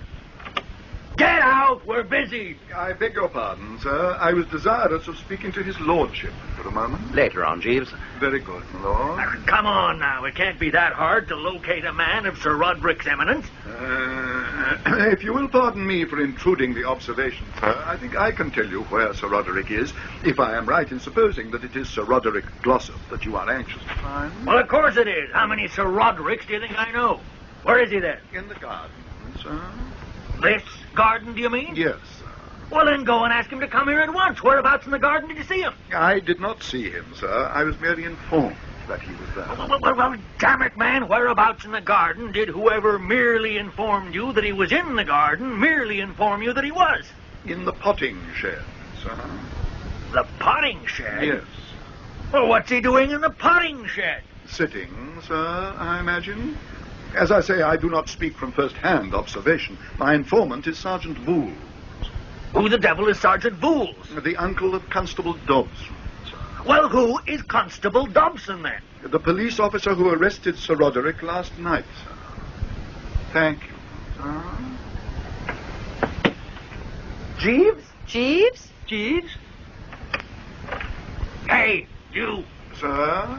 What do you mean by going off like that? I was under the impression that his lordship, occupied with more vital matters, was not at leisure to attend to the communication I desired to make. I planned to return later. Well, just stay put for a second, won't you? Certainly, sir. Had I been aware that you were desirous of speaking to me, sir, I would not have withdrawn from the room. It was merely the apprehension lest I might be intruding at a moment when my presence was not desired. All right. Never mind all that stuff. Your presence is of the essence, Jeeves. Thank you, sir. Now, Jeeves, did you say that Sir Roderick Glossop had been arrested? Yes, my lord. He was apprehended by Constable Dobson last night and placed in the potting shed in the hall grounds. The constable remaining on guard at the door. The larger potting shed, my lord, not the smaller one. The potting shed to which I allude is the potting shed on the right. As you enter the kitchen garden, it has a red tile roof in contradistinction to the smaller potting shed, the roof of which is constructed, as you Jeeves. know. Sir? Never mind which potting shed. No, sir. Not of the essence. I quite understand, sir. Carry on, Jeeves. It appears, my lord, that Constable Dobson arrested Sir Roderick at an advanced hour last night. He was then in something of a quandary as to what means to take for his disposal. You must understand, my lord, that in the conflagration which destroyed Mr. Wooster's cottage, that of Sergeant Wool's, which is contiguous, was also burned down. And as this cottage of Sergeant Wools's is also the local police station, Constable Dobson was not unnaturally somewhat at a loss to know where to place the prisoner. The more so as Sergeant Wool's was not there to advise him. He, in fighting the flames, having sustained an unfortunate injury to his head and having been removed to the house of his aunt. I refer to his Aunt Maud, who resides in Chapnell Regis, sir, not, of course, his Aunt Mabel, Jeeves. who, as you know, sir?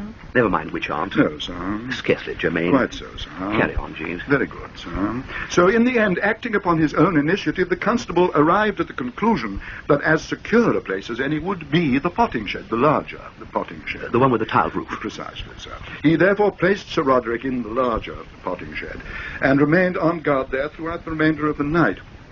Some little time ago, the gardeners came on duty, and the constable sent a message by one of them to Sergeant Wool's, now happily recovered. On receiving the communication, the sergeant hastened to the hall to interview his lordship, who, being a justice of the peace, has the power to commit the prisoner to incarceration in a more recognized prison. What? He is waiting in the library now, my lord, till your lordship is at leisure to see him. Prison? But how can he be in prison? What's he got to do with prisons? And why does this fool of a cop think that he ought to be in prison? The charge, I understand, sir, is one of burglary. Burglary? Yes, sir. Constable Dobson is under the impression that Sir Roderick is a member of the troupe of Negroid minstrels who performed on your yacht last night. Jeeves, do you mean that Sir Roderick Glossop is still blacked out? Yes. He's blacked out? He covered his face with burnt cork yesterday evening to amuse little Seabury, and due to a shortage of butter is still in that state. Well, this is the finish then, isn't it? This is where I drop $50 million and try to like it. A lot of use any testimony in a lunacy case is going to be from a fellow who gets himself pinched while wandering around the country in a black face. Why, there isn't a judge in America who wouldn't rule out anything he said on the ground that he was crazy himself. Well, joke's on me, all right. Yes, the joke's certainly on me. My expert will be shown out to be loonier than old George could have been if he'd tried for 1,000 years. Funny when you come to think of it. Yeah, ironical.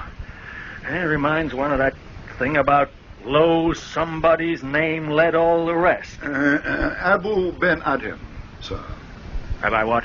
The poem to which you allude relates to a certain Abu Ben Adhem, who, according to the story, awoke one night from a deep dream of peace to find an angel... Get out. Sir? Get out of this room before I murder you. Yes, sir. And take your angels with you. Very good, sir.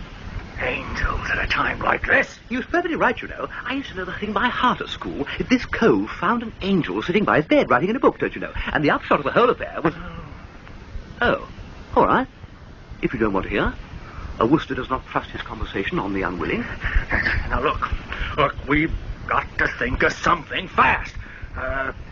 What's wrong with a rescue party, eh? How do you mean, Father?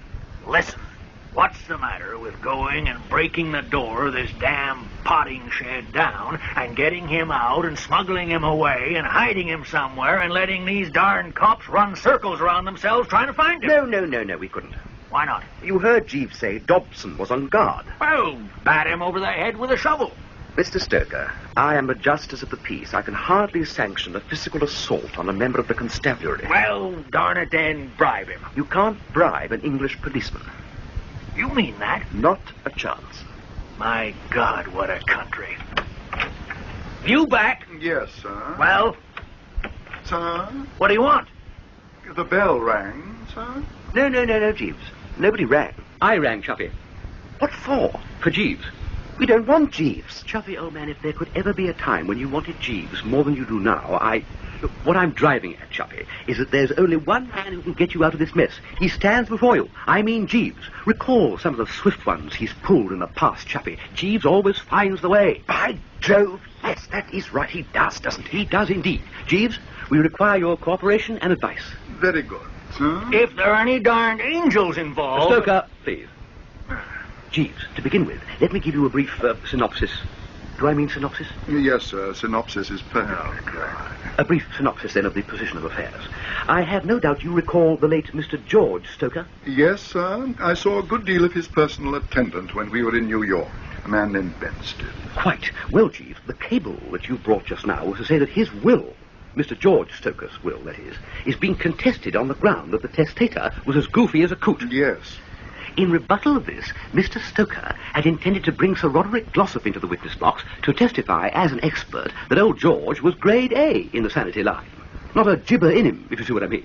However, and this is the nub of the thing, Jeeves, Sir Roderick is now in the potting shed with his face covered in burnt cork and a sharp sentence for burglary staring him in the eyeball. You see how this weakens him as a force? Yes, sir. In this world, Jeeves, you can do one of two things. You can set yourself up as a final authority on whether your fellow man is sane or not, or you can go blacking your face and getting put in potting sheds. You cannot do both. So what is to be done, Jeeves? I would suggest removing Sir Roderick from the shed, sir. There! Didn't I tell you Jeeves would find a way? Ha! Remove him from the shed, eh? How? With a team of angels? Can you remove Sir Roderick from the shed, Jeeves? Yes, sir. You were convinced of this? Yes, sir. You have already formulated a plan or scheme? Yes, sir. Well, I take it all back then. Forget I said it. You get me out of this jam and you can come and wake me up in the night and talk about angels if you want. Thank you very much, sir. Well, come on then. What is this plan or scheme? Spill it. Wait, Jeeves. Just one moment, Stoker, before we go any further. There are two things to be settled. Do you give your solemn word to purchase Chuffnell Hall from old Chuffy here at a price to be agreed upon between the two contracting parties? Yes. And do you consent to the union of your daughter Pauline over there with old Chuffy here and none of that rot about her marrying me? Sure. Jeeves, you may speak. Thank you, sir. Having given this matter a good deal of consideration, sir, I have come to the conclusion that the crux of the problem is the presence before the entrance of the potting shed of Constable Dobson. Correct, Jeeves. Another way of putting it would be the snag. Precisely, sir. Our first move, accordingly, must be to eliminate Constable Dobson. Now, this, in my opinion, may be readily accomplished by sending word to him that the parlour-maid, Mary, to whom he is by way of being betrothed, is waiting for him in the raspberry bushes with a cup of coffee and a ham sandwich. The constable, I find, sir, has not yet breakfasted. Nor have I, Jeeves, so skim lightly over this bit, would you? I'm not made of marble. I beg your pardon, sir. Not at all, Jeeves. I understand precisely what you're driving at. Young Dobson will be in those raspberry bushes like a shot. Yes, sir. Wait a minute, Jeeves. I don't get this. If he wanted food, why wouldn't he come straight to the house? Because he would be apprehensive of being observed by Sergeant Wools, miss. He is under strict orders from his superior to remain at his post. Then would he leave it? My dear old man, he has not yet breakfasted, and this girl will be dripping with coffee and ham sandwiches. Don't hold up the run of the dialogue with foolish questions. Yes, Jeeves? In his absence, sir, it would be a simple task to remove Sir Roderick and lead him to some place of concealment. His lordship's bedroom suggests itself. And Dobson wouldn't have the nerve to confess that he had abandoned the post of duty. That's what you're driving at. Precisely, sir. His lips would be sealed. No good. Wouldn't work. No, I'm not saying we couldn't get Glossop away, but the cops would see that there'd been some funny business. Their man would have gone and they'd figure it out that somebody had got him away. They'd put two and two together and get wise to us having done it. No, sir. Not if the officers did find a prisoner in the shed. I would advocate substituting Mr. Wooster for Sir Roderick. Split? Me? Yes, sir. As I have already mentioned, the officers are unaware of the identity of their captive, believing him to be a member of the local troupe of Negroid minstrels. It is only necessary, therefore, that a black-faced prisoner be found in the shed when the moment comes for the accused to be conducted before his lordship. But why me, Jeeves? I don't look a bit like old Glossop. They'd realise there'd been a switch straight away. You are forgetting, sir, that only Constable Dobson has actually seen the prisoner, and his lips, as I say, will be sealed. Yes, but Chief Dashie, anxious as I am to bring aid and comfort to this stricken home, I'm not so badly keen on doing 5 years in the jug for burglary. There is no danger of that, sir. The building into which Sir Roderick was breaking at the moment of his arrest was your own garage. Oh, in search of petrol? No doubt, sir. But Jeeves, all the same, reflect, consider, review the position. Am I supposed to have allowed myself to be pinched for breaking into my own garage and shut up in a shed all night without saying a word? It isn't, what is it? It isn't plausible. It is only necessary to induce Sergeant Vools to believe it, sir. What the constable may think is immaterial, owing to the fact his lips are sealed. But Vools wouldn't believe it for a minute. Oh, yes, sir. I fancy that he's under the impression that it is a frequent practice of yours to sleep in sheds. Of course! The other night. He'll just take it for granted that you've been mopping it up again, Bertie. Oh, I see. So I am to go down in the history of Chutnell Regis as one of our leading dipsomaniacs. That's right. Now, you aren't going to tell me you have any objection. What? But how could I think such a thing? I'm awfully sorry, Bertie. Of course you'll do it. I should never have doubted you. Of course he will. Yes. Sacrificing himself to a little temporary inconvenience to save his friends is just the sort of job Bertie Wooster jumps at. Springs at. Leaps at. I've always thought he was a fine young fella. I remember thinking so the first time I ever met him. Yes, but listen. I was at school with Bertie Wooster. I like to think of it. At private school and also at Eton, and after that at Oxford, he was loved by everybody. Because of his wonderful, unselfish nature. You absolutely hit it. Because of his wonderful, unselfish nature. Because when it was a question of helping a pal, he would go through fire and water to do so. I wish I had a quid for every time I'd seen him take the blame for someone else's dirty work on his own broad shoulders. How splendid. Just what I would have expected of him. Just. The child is father of the man. You would see him face a furious headmaster with a sort of dauntless look in those big blue eyes of his. Chuffy, enough. Sufficient. I will go through this ghastly ordeal. But one word. When I come out, do I get breakfast? You get the best breakfast that Chutnell Hall can provide. Kippers? Schools of kippers. Toast? Mounds of toast. Coffee? Pots. Well, mind I do. Come then, Jeeves. I am ready to accompany you. Very good, sir. If I might be permitted to make an observation. Yes, Jeeves? It is a far, far better thing that you do than you have ever done, sir. Thank you, Jeeves.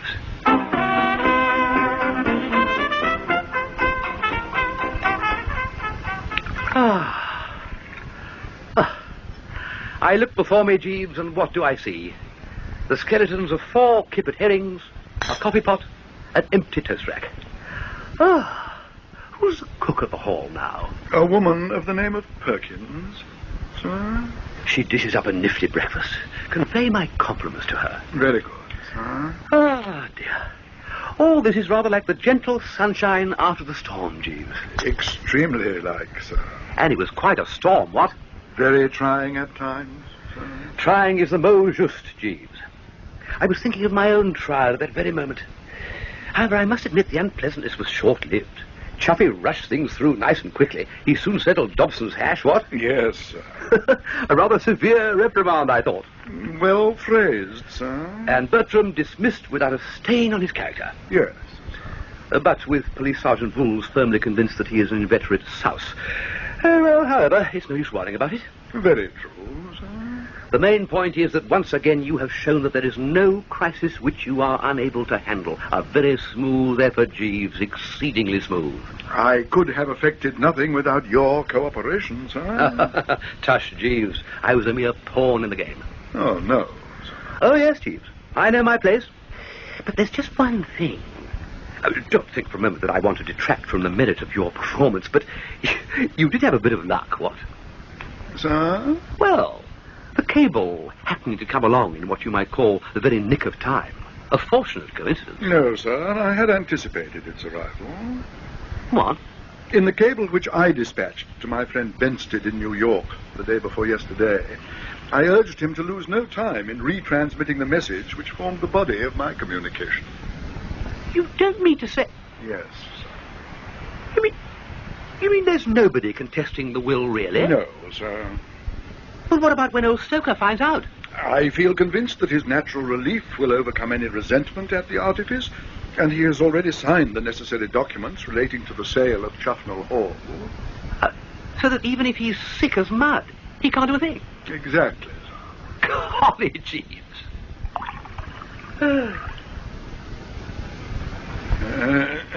Might I ask, sir, what you intend to do now? Eh? Now that your cottage is burned down, sir, is it your purpose to take another in the neighborhood? No, Jeeves, no. I shall return to the metropolis. To your former apartment, sir? Oh, yes? But, I know what you're going to say, Jeeves. You were thinking of the neighbours' objections to the old banjolele, which drove me out in the first place. Circumstances have changed, Jeeves. As you know, my banjolele perished in the flames last night. You will be pleased to hear that I shall not buy another. No, sir? No, Jeeves. The zest has gone. I shouldn't be able to twang a string without thinking of Brinkley. And the one thing I do not wish to do till further notice is to think of that man of wrath. You are not intending to retain him in your employment, then, sir? Retain him in my employment? After what has occurred, after finishing first by the shortest of heads in the race with him and his carving knife, I do not so intend, Jeeves. Stalin, yes. Al Capone, certainly. But not Brinkley. Then, as there is a vacancy in your establishment, sir, I wonder if you would consider it a liberty if I were to offer my services. You... What, Jeeves? I venture to express the hope, sir, that you might be agreeable to considering my application for the post. I should endeavour to give satisfaction, as I trust I have done in the past. But I would not wish in any case to continue in the employment of his lordship, sir, now that he is about to be married. I yield to no one in my admiration for the many qualities of Miss Stoker, but it has never been my policy to serve in the household of a married gentleman. Why not? It is merely a personal feeling, sir. Oh, I see what you mean. The psychology of the individual. Precisely, sir. And now the banjolele is no more, you really want to come back to me? I should esteem it a great privilege, sir, if you would allow me to do so, unless you are thinking of making other plans. No, Jeeves, no. That is to say, yes, Jeeves. Yes. Thank you, Jeeves. Not at all, sir.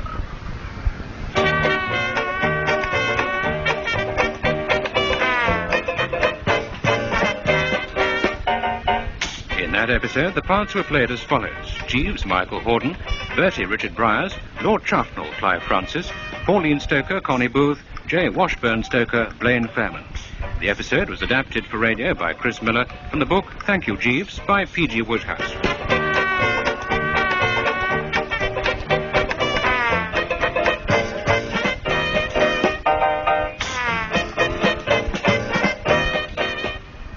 The programme was produced by Peter Titheridge.